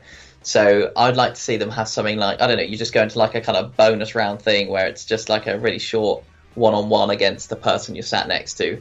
And just have it as if it's a bonus round or something. And then you score points immediately from when it stops, then you start scoring in this new bit until it starts moving again, and then it just, I don't know. Yeah, if you get a nice little flashing sign on whoever the winner is in your car. But right now, the current system of, we've stopped for 2 minutes, so I've just scored way more than anyone else. It's not really very sensible. It is just for fun, though. That's true. Could there be any other, if we're looking at changing this point system anywhere, could there be more targets? Can we add different types of targets?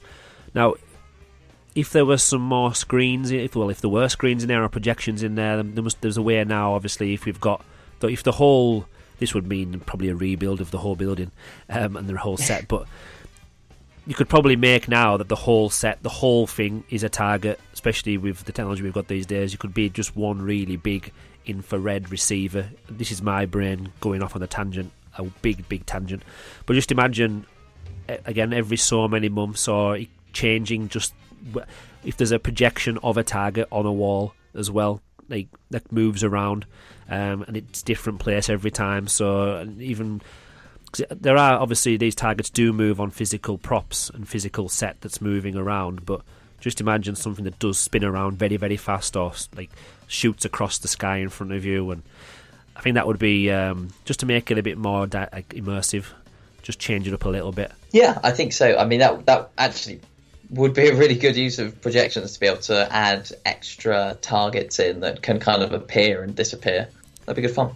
I think the last thing as well, apart from talking about the big elephant in the room about the location of Buzz Lightyear Laser Blast, there's no smoke in this attraction. I mean, it's a bit of a sensitive subject when it comes to Disneyland Paris and smoke, especially when you think about Big Thunder Mountain and how it's on sometimes and off other times. But I think, again, because we've got the lasers, which you don't really see because they are obviously infrared, but with the lasers we were talking about before that put the red dots on the targets, it'd be nice to see where your dot, which one is actually your laser dot, because even though there's only 2 of you or 3 of you maybe in your Omnimover, but you've got quite a lot of people still near you in the same scene, and there's red dots flying everywhere. So just a little bit of smoke would hopefully give you the actual line of the laser, so you could see where you were pointing. I think it would make it a little bit more fun as well, and kind of blur the edges a little bit, and just make it a little bit more atmospheric. Yeah, I mean, as you say, quite rightly, Disneyland Paris has a terrible history of trying to put smoke into things. Big Thunder Mountains, they've had so many problems with trying to connect up pipelines there. But yeah, no, just some kind of smoke or mist would be great. Or ideally, you shoot something and then poof, loads of smoke comes out. That'd be great fun. Sparks, fire. Yeah, like a whirlwind, a fiery tornado. Why not? Well, they've obviously got the apparatus to do this. So they've taken Armageddon to pieces just about.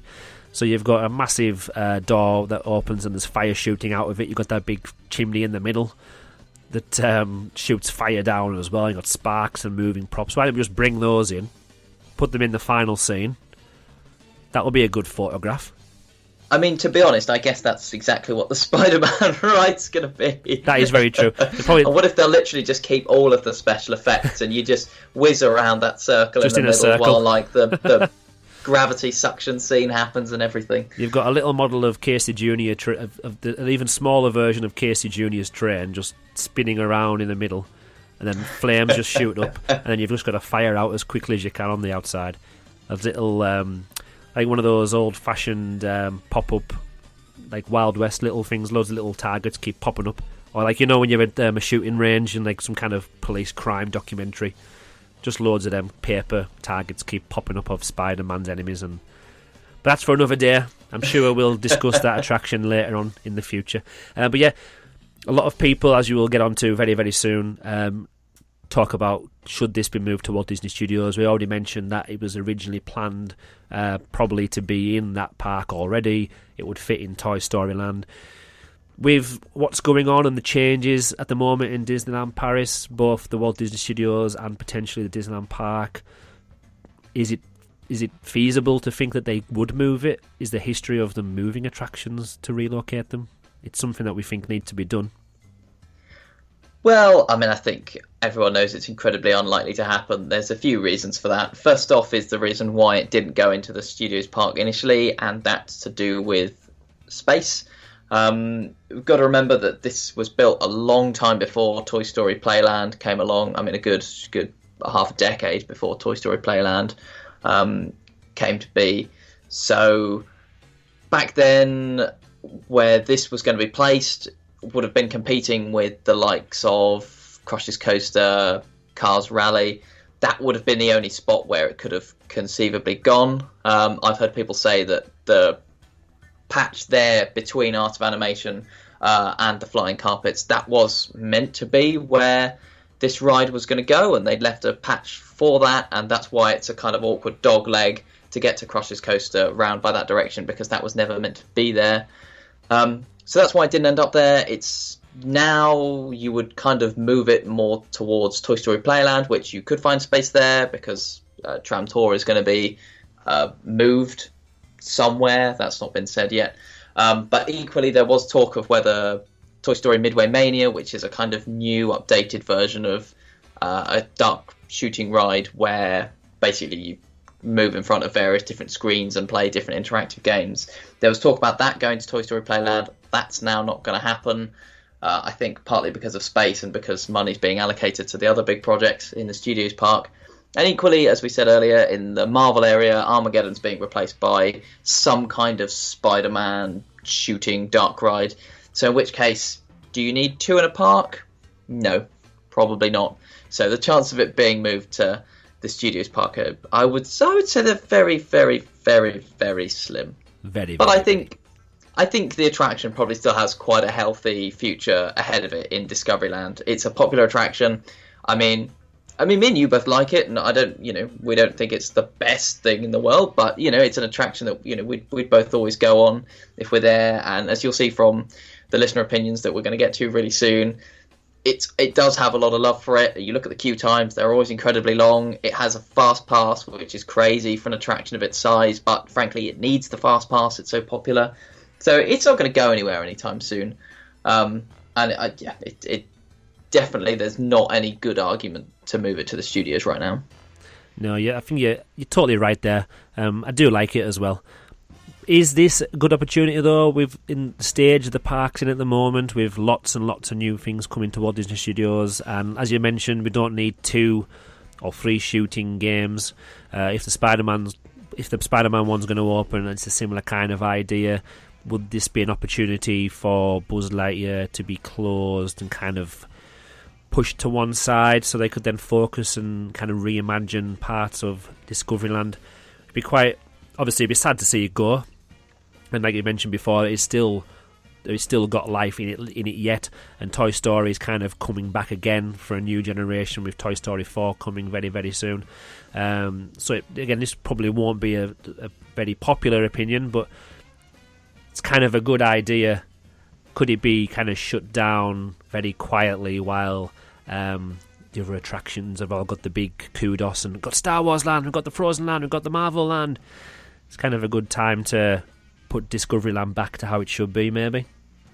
Well, I mean, I have to say, I'd really like to think so. I live in hope that there's this kind of master plan that in like 5-10 years time, when they spent a lot of money on the studios, they go back to look at the Disneyland park, and there's a nice big plan to basically do away with Buzz, to possibly do away with Star Tours as well. There's talk of Star Tours in other parks starting to be retired, and just go back fully to what Discoveryland was intended to be, with that vision of the future. That's what I'd really like to see. But even if that does happen, which I think is a bit pie in the sky, that would be 10 years in the future, maybe more. By which time, as you say, Toy Story 4 is meant to be the final Toy Story, so we might be at a point anyway where that IP wouldn't have the pulling power that it once did. Oh, I've got so many things going around in my head about Star Tours, but we'll need to leave that for another episode. We could spend another half an hour just talking about that. Now time to go on to listener opinions. Now this, the first listener opinion we're going to read out is not a listener. I wish he was. We can't even pretend that this person was a listener, or is a listener. It would be the ideal. Obviously we've had Eddie Soto on the show before, a few years ago now, but this would be the ultimate interviewee for this podcast. But Tony Baxter, now Cafe Fantasia sent these in. Now, Cafe Fantasia, or Alan, as we call him now, which is actually his name, don't know why we just said now. We've always called him Alan.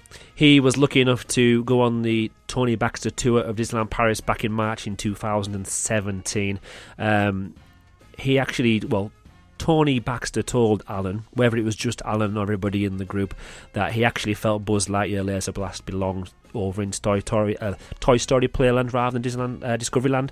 So it's kind of from the Oracle's mouth that he even agrees, and it was obvious that this was the case anyway, but for it to be confirmed that he also truly believes that Buzz Lightyear belongs in Toy Story Playland and definitely does not belong in Discoveryland. It's obvious, but it's nice to know that he thinks the same as us, isn't it?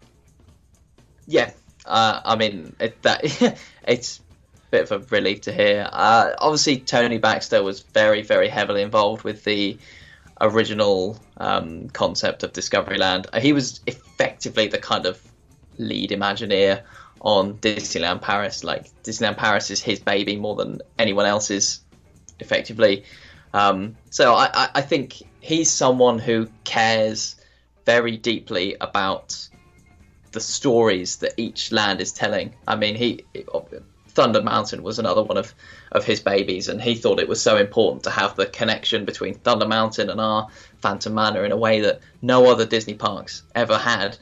So I can imagine for him it must be, although I'm sure he understands the reasoning behind it, it must be quite painful to see Discoveryland be kind of thrown around with different themings that don't really fit and aren't congruent to the kind of wider story of not just the land but the park that him and his fellow Imagineers were trying to tell.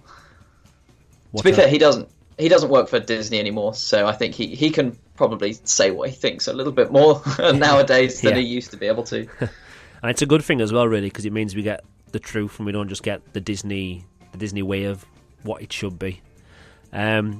Apparently, Tony Baxter as well said that he preferred I keep saying Toy Story, I don't know why. Tony Baxter prefers Toy Story Mania to Buzz Lightyear Laser Blast as well because of the superior feedback you get from Toy Story Mania. In an interview with ThemeGo.com, he said, on Midway Mania, I really do understand what I'm shooting at in the show and how it's affecting my score. I find that always fun to go back to. I don't go back to Buzz Lightyear because I don't really have any sense about what I am hitting. No, I haven't done Midway Mania. I've seen little bits of it, and maybe I would change my mind if I actually managed to get onto the attraction. But for me personally, at this moment, having not been on it, I would prefer to have physical sets rather than screens. But I suppose if you're getting instant feedback and you know what you have hit and you know what you've done to affect that score and that storyline, then I suppose it's more immersive, really, isn't it, than just hitting anything at all and hitting one target, not really having an effect on anything that's happening in the story. Yeah, I think so. Wow, wouldn't it be cool if you could hit targets and change the storyline? I mean, what if if your car was just particularly rubbish? Maybe you could lose the final battle to Zurg at the end. Wouldn't that be fun? That would be interesting, that wouldn't it? Be like in the new Star Wars attractions, we've got smugglers running, stuff like that, and there's about 10 of you or something in the Millennium Falcon, and you're all gonna like have an input on the story. And if you save the day and you were successful, it's a nice clean corridor on the way out. But if not, it's gonna have sparks flying and it's gonna look like it's fallen to bits. Could we have Zurg? If you've really done well, he's kind of hanging there with no head and his body parts are falling off and the sparks flying everywhere. Or if you're not very successful at all, he's got Buzz Lightyear by the neck. I don't know. Well, I mean, with projection mapping, you can do whatever you like. There we go. That's our plan for the future for Buzz Lightyear Laser Blast. Let's get on to the actual listener opinions now. We'll go with some tweets first of all. This is Parks Fan at Ed Exeter on Twitter. Why would they not migrate this to Walt Disney Studios along with Star Tours? We've already discussed that, but it seems to be a popular opinion. Yeah, it certainly is. I mean, also a popular opinion to move Star Tours over there, and lots of people have been saying for the Studios Park in Florida that they should move the Star Tours to be able to be next to or be in the Star Wars land they're building there, because they've got this kind of awkward situation where here it'll be weird for us because Star Tours will be in a different park to Star Wars land, but there, be in the same theme park, but just not quite next to each other. So they've got it even worse than we have. Just dig a tunnel. Lots of people have been saying that they should literally just build a really long access corridor. just from the exit of the ride, you just walk forever to get in there. No, maybe they'll do that. Who knows? Well, money's why they won't do it. That's why they won't. Yeah. The next one's from Capturing Disney Parks at Cap Disney Parks. Tip: when you're an early rider, the photo kiosk might not be opened. But if you have a PhotoPass, make sure to have the PhotoPass app installed on your phone so that you can still add the pictures to your account with a QR code or manual code that appears on the picture screens. That is a good tip, because I didn't know that. Yeah, it's weird sometimes, these attractions, probably if it's in Extra Magic hours, possibly, or Extra Magic time. But yeah, any of these PhotoPass opportunities now, if you've got the little QR code, scan it on your phone, or even just keep a note of the code and you can do it when you get home as well. Definitely made a difference. I would never have purchased on-ride photographs really, but with PhotoPass, once I've paid for it when I've booked the ticket, I'll just go crazy and get every single photograph I could possibly get. Nate at NateBank56. I always look at other people's concentration faces in the pictures. Good for a laugh. Definitely if you look at mine. Best version of the ride, spin control and handheld blasters is the way forward. Surprised they haven't updated the other parks' versions to match. I'd say the queue is a bit claustrophobic, but that Buzz animatronic is great when it works. Love the indie episode, guys. Thank you. Thank you very much. I liked it too. Have you listened to it? Have I listened? I was there, Andrew. I don't need to listen to it. You never listen to our episodes. I experienced it live. You never listen to our episodes. I could be making you say anything. If I chop out some of the words, it could be a mashup of you just hating on everybody. This could be true. challenge on. That'll take me more than the hour it takes me to edit it normally, so no, I won't be doing that. Next one is from Hannibal Scorch at the Nick Soap Dish. This is a short and simple tweet we got sent. It just says, bring back the Visionarium. There we go. Having never ridden the attraction, I can't say if I agree with that, but obviously following a lot of die-hard Disneyland Paris fans, that seems to be the same kind of message they're all sending in, and it would be nice to have a little go at it. So yeah, bring it back for one day and one day only, maybe, to start with. I think there's a strong sentiment for it. I mean, I'm a Discoveryland purist, but I probably wouldn't go as far as to say bring back the Visionarium. I mean, when I was last in Epcot, which was many a year ago, they still have a lot of the Circle Vision 360 cinemas in, say, like their China pavilion. I think they have one in the France pavilion, definitely in the Canadian pavilion as well. I mean, they're okay. I just think nowadays, particularly, we have much better 360-degree camera, like proper 360-degree camera technology anyway.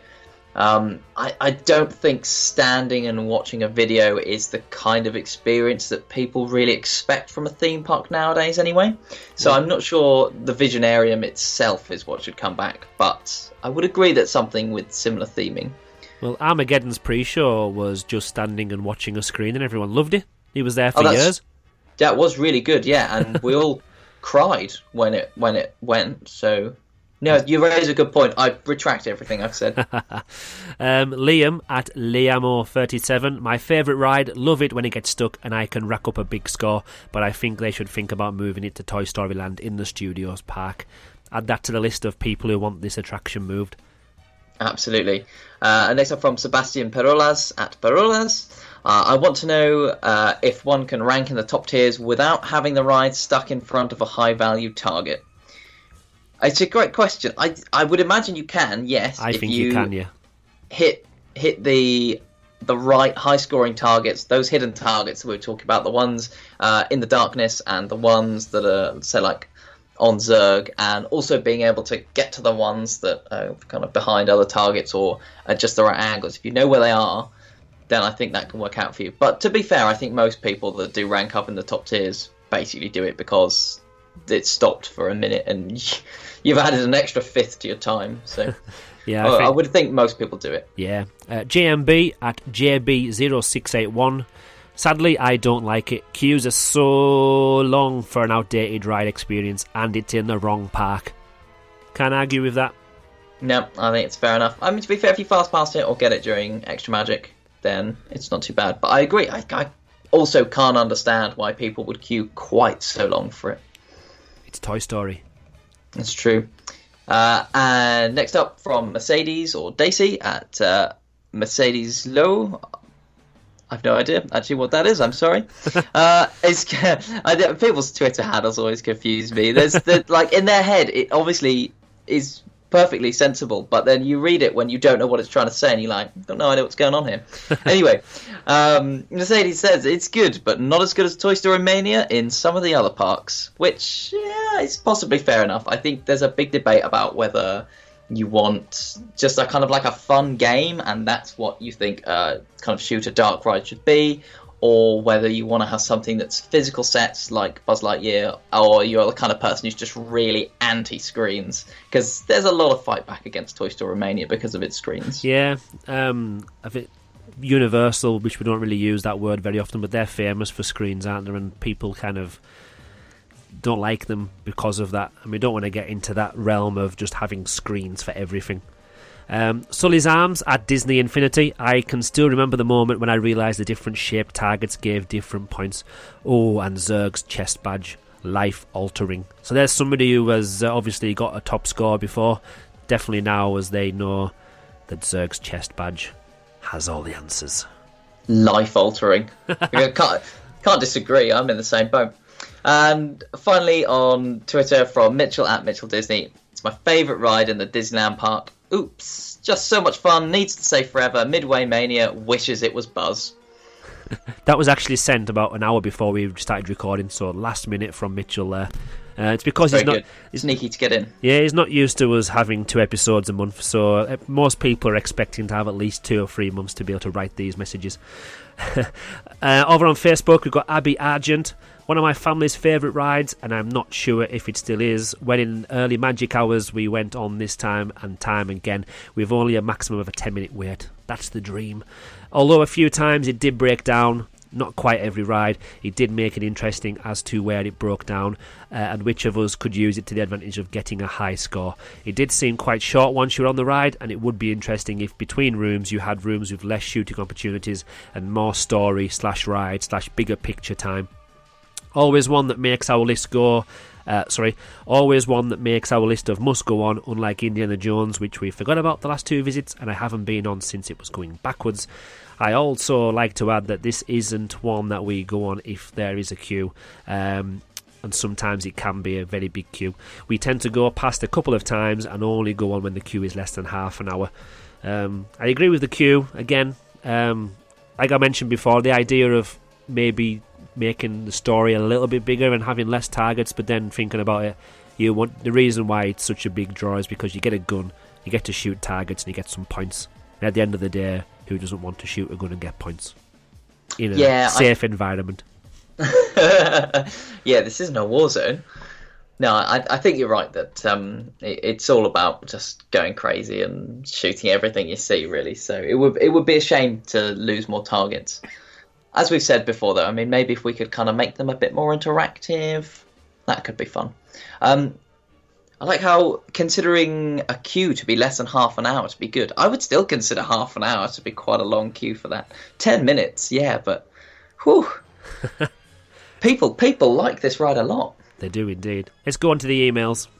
On to the emails. First up then from Chris Jebbett. It says, "Hi Andrew and Simon, 2 podcasts in 1 month, you're spoiling us." Oh, you're damn right we are, Chris. Buzz is a good ride. Not the greatest, but certainly worth a ride or 2 on any trip, and can create a surprising amount of competitiveness amongst members of your group. Trying to rack up a harder score is harder than it looks. The ride photo can be hit and miss, of very funny action poses, or serious concentration faces, or just being gormless or having your face hidden by the gun. PhotoPass definitely comes in handy to keep multiple rides worth of photos. A lot of people complain that the ride stops frequently as if it's broken, like Phantom Manor. The continuous Omni-Mover ride system gets stopped for disabled guests, etc. on the moving walkway, so it can interrupt your flow experience, but it is also the only way to get the 999,999,999 maximum score if you can stop in just the right places. The queue can be a bit long, and I wouldn't want to queue more than 20 minutes, but I normally have a fast pass for it. Clever thinking, Chris. Nice one. Theming is good, and occasionally the large Buzz actually works in the line. Discoveryland is a disaster these days, so while Buzz doesn't really fit in with the land, not much else does either. The ride would be better placed in Toy Story Playland in the studios. For its future, I don't see much point in improving the ride. The often talked about Toy Story Mania attraction has been rumoured for DLP forever. I wouldn't mind either, but we don't need both. Especially as one of the Marvel rides is rumoured to be a shooter-style moving ride. Some better guns are sorely needed if the attraction is to stay for the long term, though. An ideal scenario would be to shut it down, move it to the studios, and a new theme to freshen up and leave a nice big space to expand Fantasyland with the Seven Dwarfs Mine Train, or a new runaway train for Toon Studios, or just something new for Discoveryland if they can ever figure out what to do with it. I'm sure you've already discussed projection mapping in every scene of the ride, so no need to bring that up, winky face. Thank you very much, Chris. Actually, we haven't covered every scene, so maybe we should go back to that scene list and just work out where it could fit in everywhere. Have anyone got another hour to spare? Something there you said about Discoveryland not knowing and what it is, and it's a disaster. The rumours basically are all the time are that they're just going to basically totally destroy Discoveryland and get rid of everything that's there. Autopia's, I'm sure I read somewhere that Autopia's changing its layout, or the track's changing, or something big's changing on there as well. If we're saying that Star Tours doesn't have much of a big future really, because obviously technology, even though we've got the newer version now, it's still going to be light years behind the new attractions that are going to be opening in Star Wars Land. So it's kind of going to be a really sort of like poor relative, isn't it, really, stuck there in Discoveryland. Yeah, I mean, it's brutal to say that Discoveryland's a disaster, but, I mean, to be fair, when you look at it, it sort of is. I mean, Visionarium got replaced by Buzz Lightyear. Fun ride, but literally nothing to do with the land that it's in. Star Wars is currently decked out. I literally call it Star Wars. Space Mountain is currently decked out with Star Wars. I know, what am I saying? It's literally, it's heresy. We've got Star Tours, which, I mean, to be fair, never totally fit, but because it's kind of tucked off in the corner, it's fine. I mean, in the meanwhile, Videopolis had Star Wars. Previously, before that, it had a Lion King show for years and years. I mean, Autopia fits, Nautilus fits, but everyone forgets about Nautilus. Nah, you're right. You're right. This has turned into a depressing podcast, hasn't it? We need to do a special episode on Discoveryland and bring it back to life. Oh, that'd be a many hour long episode. Another email from Alan Wheeler. Hi, Andrew. Nothing about Simon. Sorry, Simon. So I'll start that again. Hi, Andrew. Now Buzz Lightyear is one of my favourite fun rides. Shooting games like this, because they are interactive, mean you can easily do them numerous times. I only win within our family the odd time, but it's sure good fun trying. You are always hoping that the ride will stop for a disabled boarding exit at the perfect time, pointing at the big scoring triangles. Still not my magical DLP top score though, but my son has. Of course, it has been let to fall into pretty poor state of repair with far too many guns not working properly, so much so the CMs or cast members no longer give you another go if you report one. I didn't realise they'd reported them and you got a new go for free, even though you don't pay for it anyway. I might try that next time I'm there. See if what, just if we get rubbish scores, we'll just be like, the gun didn't work. Broken. Let me go around again. So my real hope is not for the ride to be replaced, but they give it a proper overhaul. There is no reason why this ride should not survive another 20 years or more. All the best, Alan. Yeah, I'm not sure 20 years is quite the lifespan I'd give it. But then again, having a chat through Indiana Jones in the last episode when we worked out that it was only meant to have been a temporary attraction and it's still there. So maybe it will last another 20 years. Who knows? The Visionarium didn't last 20 years. Definitely not. We'll give it 40 years. Next email's from KG. Hello guys, Buzz is a family favourite as we compete to see who gets the highest score each time. It's not usually me, unfortunately. One of the best things for me about the attraction is the music used from the movies as you go around. It just adds something extra.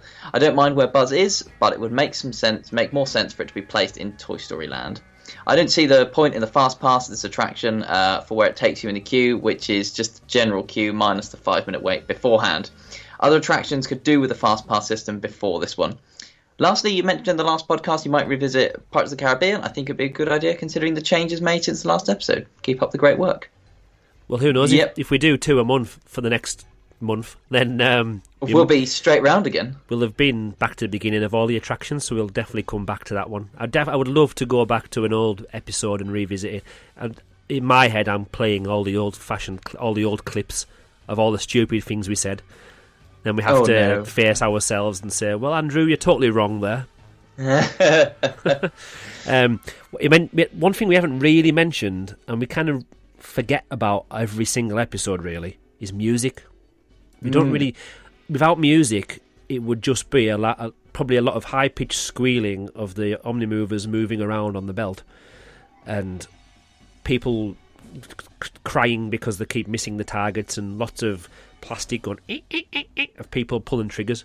So the music does add so much to it, and like you mentioned there, like the music from the films and Zurg's Planet, and the music is what gets you, doesn't it? It's just another emotion, another sensation. It would be a different place without music. Yeah, absolutely. I was at Pixar in concert recently, and it's incredible how just hearing the music from Pixar films, they're fantastic scores. I mean, Toy Story is I want to say it's a Randy Newman score. Yep. I mean, it just, as soon as you hear the first few notes of anything, they're just so iconic. It just shoves you into that world immediately. And there's such a fun, upbeat score to Toy Story that this attraction uses the score from perfectly. To be fair, it also mixes that score with a lot of really weird, cheesy space sound effects. To be fair, they're a lot of fun. There's lots of zaps and there's some robots squealing at a lot of points, which you never know what to feel about. But yeah, definitely, that's a really, really good point, that the music makes such a big difference to this attraction. And even the music in the queue line as well, because you're not... Once you're in the queue and you're on the... Well, sorry, once you're in the attraction, you've got the different scenes, you've got, like, different styles, and you mentioned there, like, zaps and zooms and stuff. It's very comic book-like, isn't it? But in the queue, you can just hear this... You can hear Buzz Lightyear in the distance, because you're going to come towards him, but then you've just got the generic spacey type Toy Story music, and until you get to the actual ride element, that's when it's in your face and the music hits you, and it's so immersive. Jiri via email, it says, "Hello guys, I'm Jiri. I'm French, so apologise for my bad English. It probably sounds worse because I'm reading your bad English as well, so the two bad English people don't make a good one. Don't blame me, I still remember your Le Temple du Peril, great episode by the way. About oh well. I mean, all these years of A, going to France, and B, trying to talk about a thing in France, you'd think at some point we would have picked up some linguistic skills, wouldn't you? But no. Definitely not. So about Buzz Lightyear Laser Blast, well, I really like this ride. It's intuitive, it's creative when you don't know where that there are already 4 other similar rides in other Disney parks, and it's fun for both kids and parents. But there is a real problem. This sounds bad. Maybe it is English, but there's a real problem with disabled people. Don't get me wrong, I really like the fact that disabled people can ride this wonderful ride, but it's clear that Disney is struggling with keeping the ride going and helping disabled people riding the ride at the same time. You always end up blocked somewhere in the attraction anyway. Can we put a disclaimer in here that is not the view of me and Simon or the Magical DLP podcast in any way. That's a lovely bit of unfortunate phrasing. I love it. But you can see what they're trying to say, even if it maybe is said the slightly wrong way. But again, English is not his native language, so we will forgive him this time. I never obtained the ultimate score, but I heard it was quite easy to obtain. But yeah, maybe make things a little harder. Or make it easier so children can also be true space rangers. Also, I'm kind of sad that they closed the Visionarium for this ride. There's plenty of space in Discoveryland, and they had to remove Discoveryland Soul for this ride. Hashtag bring back the moon, I guess. Anyway, thanks for reading my mail. Thanks for all the great work you were doing, and I guess I'll be listening to you guys in the following days. Jitty.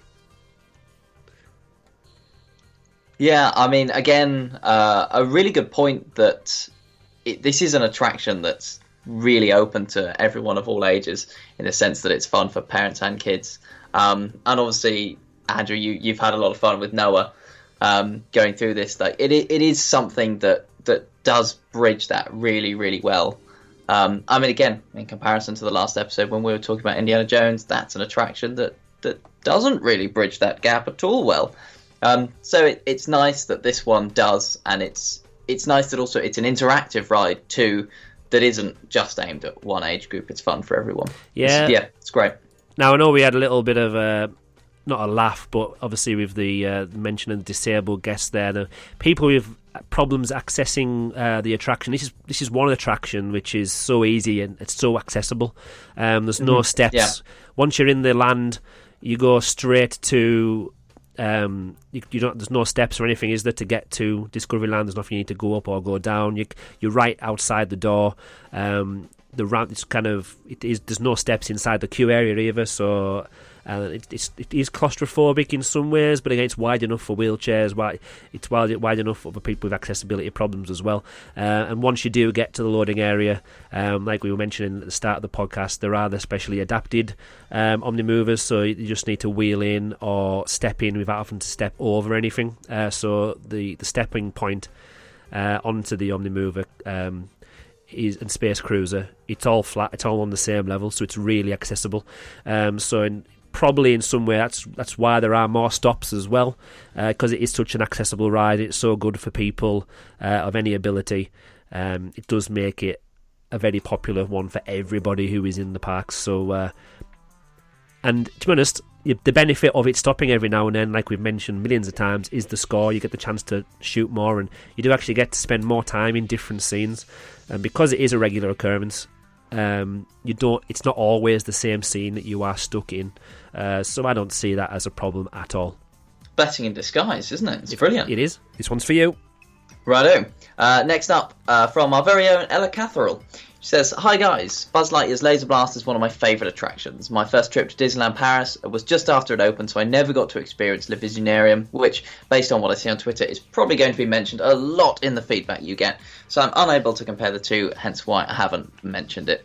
Don't worry, everyone else has Ella, it's all good. As much as I genuinely suck at the shooting part of the ride, it's still loads of fun. The added element of being able to steer yourself is great. I distinctly remember one of the times when I went on the attraction with my parents and sister. My sister had herself and my mum going around in circles the entire time because my dad wanted to get a higher score than my mum, so it talked my sister into sabotage. There was probably a bribe involved. I also love the music, both in the queue and in the ride itself. There's a version of the soundtrack on the Disney Legacy album, and it makes me so happy whenever I listen to it, particularly the bits from the queue and when you enter Planet Z. It's also one of the few rides that I don't mind getting stopped on, because it means I can usually up my abysmal score. Plus, I love the announcement, "Attention, Rangers des Bus." However, the best stop I ever had was when me and my mum had literally just got into our vehicle thing. The ride stopped and we turned around to see what was going on, and we saw the vehicle behind us had its back opened so that an adorable little guide dog puppy could get out. There was a guide dog day in the park. It was adorable. There are only a couple of issues I have with the ride. First off, there have been so many times when it just hasn't taken the on-ride photo for either me or someone else in my family. I don't quite know why that is, and it's kind of annoying. Also, pre-25th anniversary renovations, the ride was in a really bad state, with very few of the moving parts working, or just generally being a bit dull in terms of the colour. This has obviously improved significantly, and hopefully it stays that way. I just hope they can keep on top of that.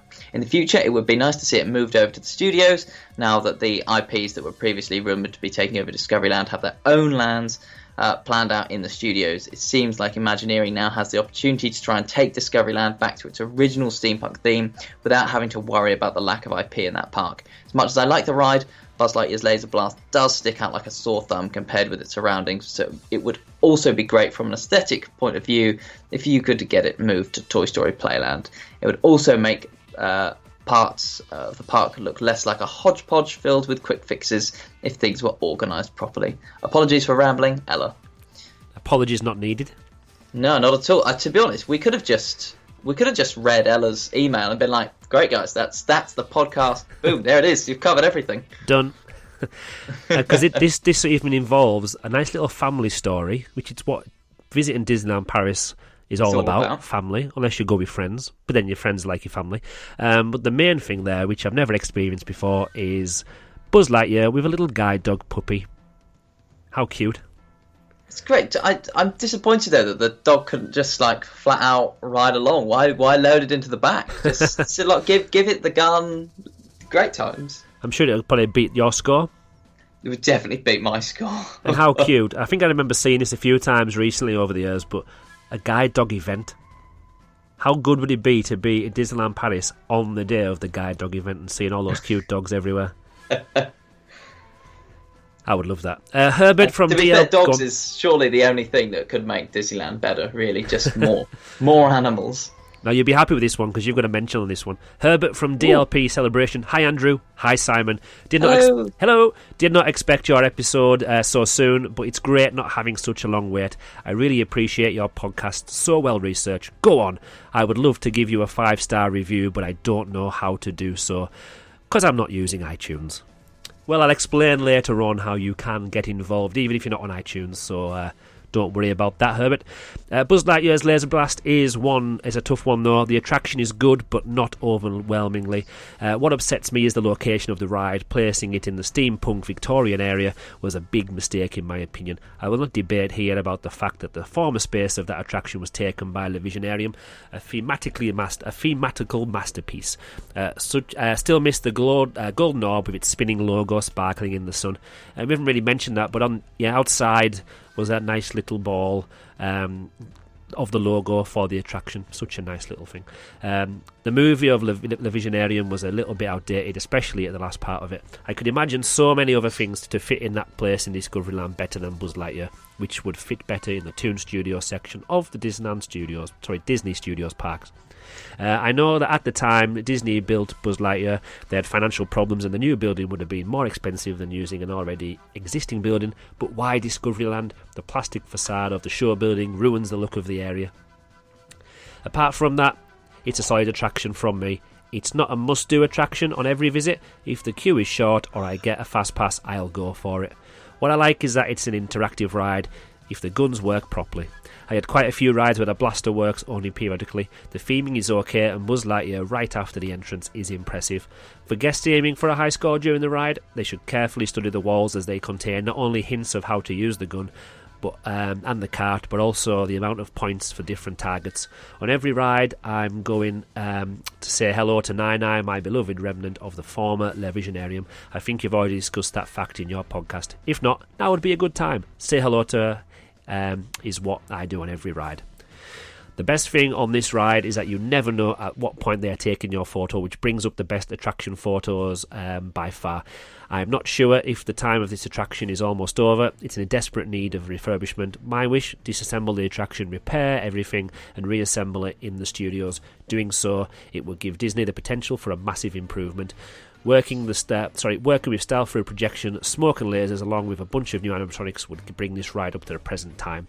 Smoke would be a very good addition to the attraction now. Just add enough of it to every scene so your own laser beam becomes visible. That would make it a little bit easier to determine if your own shot is hitting the target. Seeing all these flickering red dots confuses me on every ride. These are my thoughts so far. Hope to hear your next episode soon, maybe about our castle. Magical greetings, Herbert. Hashtag spoilers. That's a really good point about having a little bit of smoke and then being able to see a laser through it. I hadn't thought of that, but actually that would look really cool if you had loads of people shooting lasers. And again, if you had Shanghai's new system of people having different coloured lasers. Yeah. Damn, that would look awesome, actually. That would definitely be like Electroland Rave at Walt Disney Studios. Yeah, this is a good idea. I also... you said earlier on, hang on, let me find something about the... Oh, yeah. Had quite a few rides where the blaster works only periodically. I'm pretty certain that I always come out saying, oh, yeah, no, my blaster was just working periodically. Whole sections where it wasn't. Yeah, no, that's why I'm only a space ace this time. It's a good excuse. I like it, Herbert. Well done. It's like when me and Chris and Jeff from DLP Town Square were at the DLP fan quiz. We in the first round, we were really good. We were like top of the leaderboard at one point. Second round, our handset totally broke on us. So we ended up bottom of the list. And then, funny enough, third round, we were back up a little bit again. But it wasn't anything to do with the fact that we didn't get some of the questions right in round 2. It was the handset. What does Anna have to say, Simon? So next up, with emails, we've got Anna Edelston at DLP Anna. Hi, really loving your podcast, but I've never written in before, so I've just decided to get involved and do just that. Hello! Welcome to the show, Anna. My opinion on Buzz. 3 things I love about it first. Number 1, it falls very nicely into that hard-to-achieve category of an attraction that appeals to a very wide age range, from young children to the young-at-heart adults. Number 2, it seems to be quite a long ride, so you feel like you're getting a really nice long experience. Yes, the queues are often also quite long, but thanks to the wonders of FastPass, if you plan well, you can skip the main queue. Number 3, nowadays, as many attractions across the world are relying heavily on screens, the kind of 3D simulator elements or projections, it's lovely to ride an attraction which takes you through a series of physical sets that are really there in front of you for a change. I recently rode the Toy Story Midway Mania attraction in Florida's Magic Kingdom, which is vaguely similar in that you compete against the other people in your car, gaining points as you shoot, but on that version you're taken from one screen to another with little interaction with the physical props. 3 things I don't like about it. Firstly, it definitely feels like it's in need of some TLC, as the guns often don't work very well, and that's frustrating. It's not always obvious whether or not you've actually hit a target you're aiming at, so sometimes I'm sure I waste my time trying to shoot at something but have no idea whether I'm succeeding. Secondly, I'm sure this will have been mentioned many times by others on the podcast, but the exterior clashes with the beautiful original steampunk Discoveryland theming. Third, the attraction story isn't clear enough when you're waiting to get on the ride. Yes, you might figure out that you're being recruited by Buzz to help defeat Zurg in some way. Guests then, we assume, are supposed to either imagine they are suddenly also action figures like Buzz, or that they have inexplicably shrunk down to the size of action figures. It seems very unclear. The entrance corridor to Ratatouille restaurant Chez Remy in the Studios Park is a great example of how they could have easily done this better. The floor-on-the-wall decorations there get gradually bigger and out of proportion to you as you get closer to the entrance, so that by the time you reach the place where you're supposed to be the size of a rat, you feel like you've experienced the shrinking process. It's the little elements like this in queue lines that really help to tell the story. Hope that's useful. Thanks for a really interesting DLP podcast. I always look forward to each new episode, Anna. Well, thank you very much. And that's a really excellent point you make about Ratatouille. Ratatouille does a cracking job of understanding the different points where you're asking your audience, your guests, to think about their environment in a different way. And it walks you through that process. It holds your hand as you make those changes. So it's frustrating that, I mean, we talked about this earlier, Buzz Lightyear doesn't have those kind of moments where you know, okay, well, I'm in Toy Story, but am I a toy now? Am I a toy in the world of a toy? Am I a toy in a kid's play world? What's happening here? Yeah, I think that's a really solid point you make. It is. Guests need pushed in the right direction, and just appearing in a really oversized room without any explanation or without it gently pushing you there, kind of. Guests won't think about this, but then if they don't have to think about things and it's just obvious to them, then that makes it a little bit easier and makes it more immersive as a story. Thank you, Anna. Some great opinions there. We're now on to the last email, and we are now on with Alan at Cafe Fantasia. My opinions, so this is his opinions on losing the Visionarium. He says, I enjoy Buzz Lightyear Laser Blast. It is a fun attraction with universal appeal and great repeatability. However, I think it's inferior to the Visionarium. Plus, it always seems out of date and out of place in Discoveryland. It feels more like a Tomorrowland attraction than a Discoveryland attraction, because that's exactly what it is.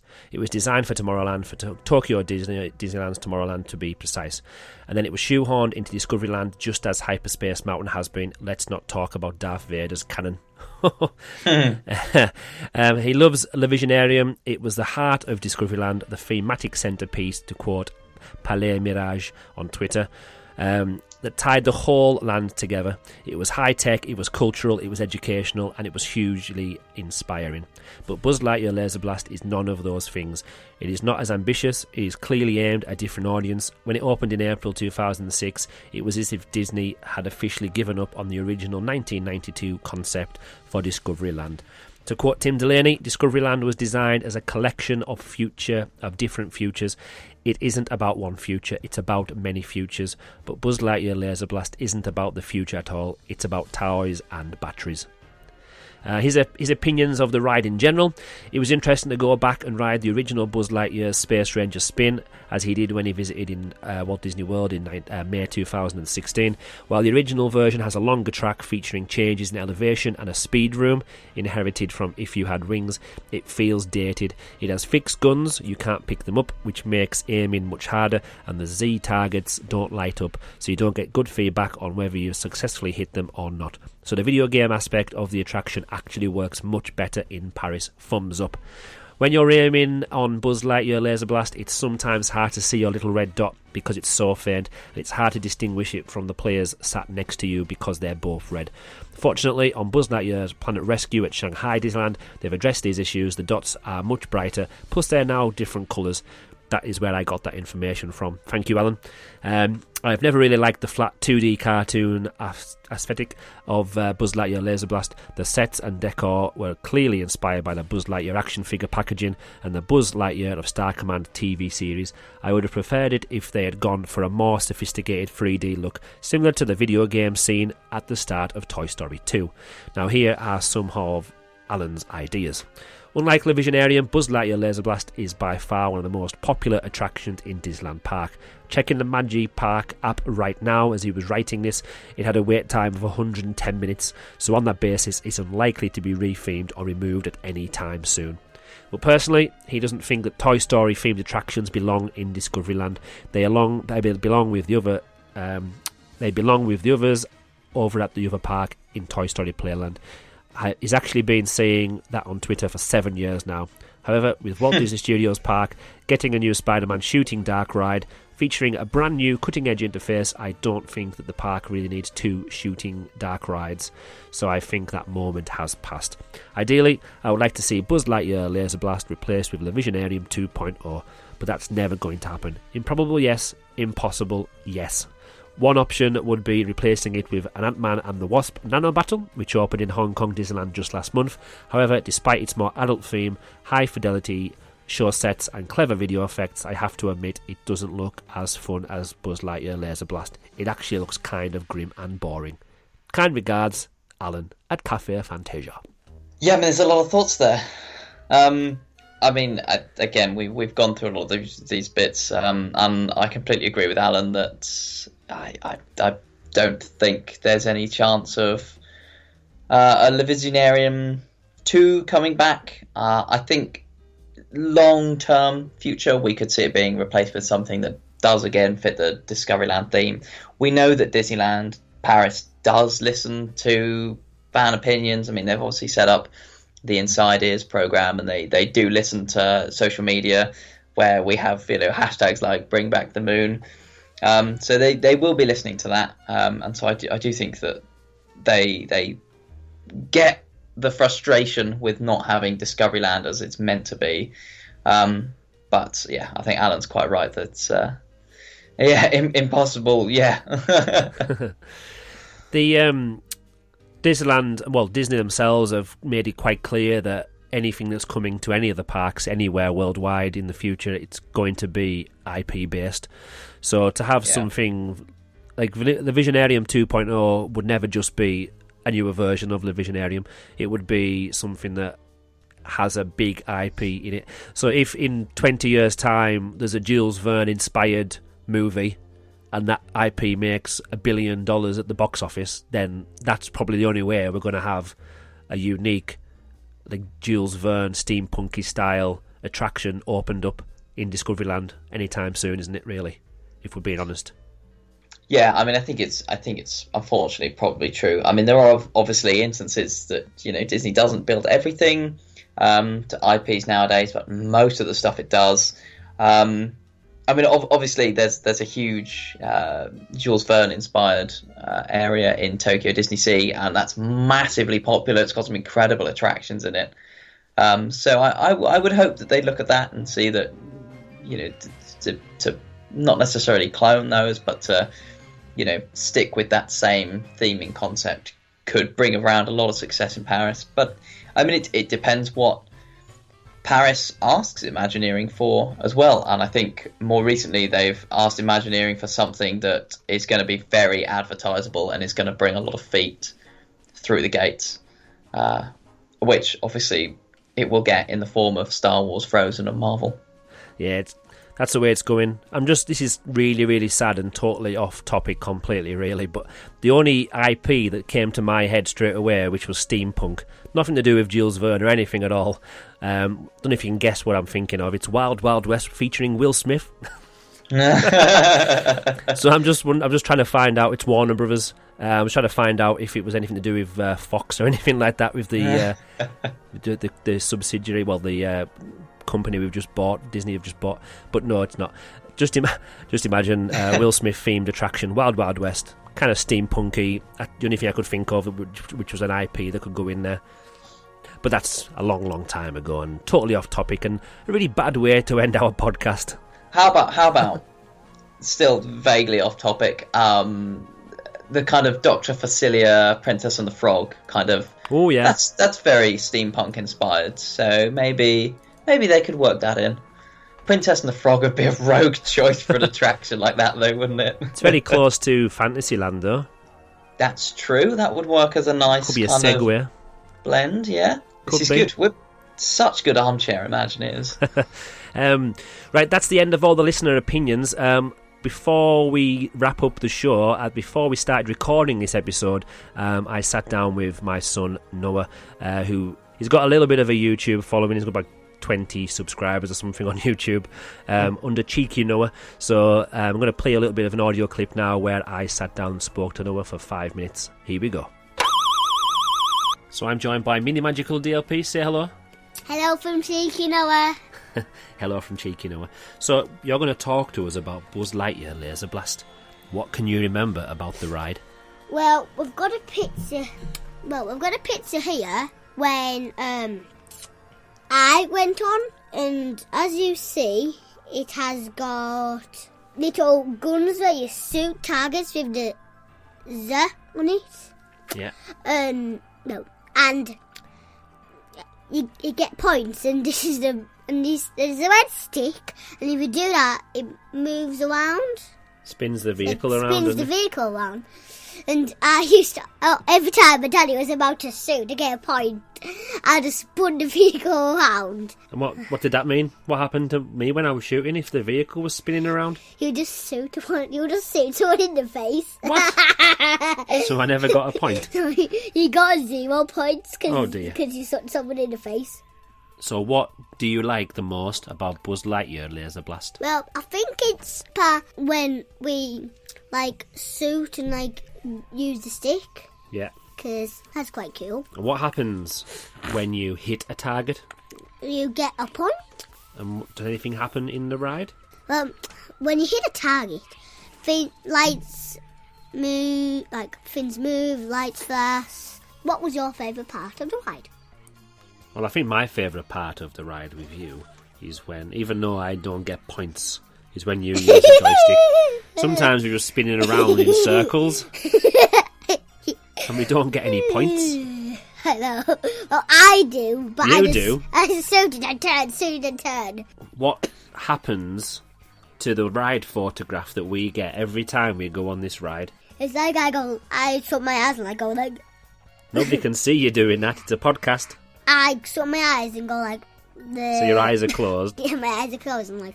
And what do I look like on that photograph on this ride? You look like Nick Fury. I look like Nick Fury. Yeah. What, because I'm pointing the gun? Yeah, because you're pointing the gun and looking the one way, like... Choo choo! At least I don't look like I'm pulling a funny face. Like you. Oh, mummy. Oh, man. So, it looks like she's eating my hair. It does. Can you remember who got the most points last time? Me. Wasn't you? Yeah. Daddy. And who came second? Me. Who came last? Mummy. If you were to give Buzz Lightyear Laser Blast a score out of 10, 10 being the best, what score do you think you would give it? 10 out of 10. What makes it so good? Because, suit around and it's so cool, because it's got, so many special effects. Like, choo, choo, choo, choo, choo! And, spin around, spin around. And who's your favourite character in the ride? I like Zurg and Buzz. Is there no other little characters that you like? And the aliens. What do they say? Bakla. Bakla. And what did we buy you from the Buzz Lightyear Laser Blast shop last time? A claw. Bakla. I got a picture. And what about... I bet you probably can't remember this, but we also bought you a laser gun. A Buzz Lightyear laser gun. Where is it? Must be in the drawer somewhere. So, are you excited to go back one day and try it again? Yeah, in about 2 years. Because you can't Probably. go abroad. Well, you haven't got a passport anymore, have you? No. Your passport ran out. Well, say goodbye to everybody. Bye from Cheeky Noah. There we go, and that's Noah and me talking about Disneyland Paris's version of Buzz Lightyear Laser Blast. I think he's going to take over this podcast in a few years, Simon, so watch out. I think he is. I think he's definitely more articulate than me, and he has better stories as well. That's because we've actually met, me and Noah, whereas me and you haven't actually physically met. That's true. We've been doing this podcast for so very long. Maybe one day we will actually meet up and Hopefully, do a special in live, Paris. a live action. Maybe not action, but a live podcast in the same Blimey, place we'll together. be vloggers. But yeah, it'd be nice to speak to Noah every episode, see if we can get his opinion on it, because it is obviously nice to listen to somebody whose mind is so fresh and not full of nonsense like our old minds, or my old mind anyway. Nah, mine's definitely full of nonsense as well. So yeah, we had no reviews this time because of the quick turnaround. People haven't obviously had time to review us, or it hasn't been published yet on there. So yeah, if you're on iTunes or Apple Podcasts, if you're on Stitcher, if you're on Spotify, anything like that, if you can leave a review, then leave a review for us. As somebody mentioned before, if you're not on any of those podcatchers or podcast apps and you're listening to us via our website, if you still would like to send in a review, it could even be more than 5 stars, because if you're reviewing it yourself via email or our website, and it could be a 100-star rating, let us know. All you need to do is email us your review to podcast@magicaldlp.co.uk. If you send it via Apple or anything else like that, we'll get it as we normally do through other channels. So yeah, it's been a really good episode. The focus of the next episode of the Magical DLP podcast will see me and Simon discussing Le Chateau de la Belle au Bois. They went wrong already. This is not good for my French. Simon, you're going to have to say this one. I practiced as well before we pressed record. Le Château de la Belle au Bois dormant. There we go. That's it. Or in my language, Sleeping Beauty Castle. There we go. That's easier for us, isn't it? Need to practice that before episode 23. Let us know your opinions on all things what Simon just said, Sleeping Beauty Castle. Email us at podcast@magicaldlp.co.uk. Message us on Twitter at magicaldlp. We're on Facebook, and we're also available to take contact messages through our website, magicaldlp.co.uk.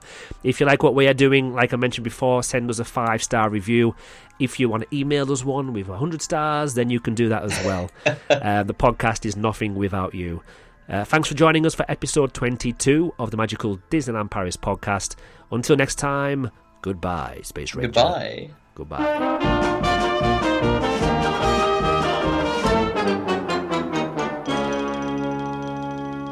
To infinity and beyond!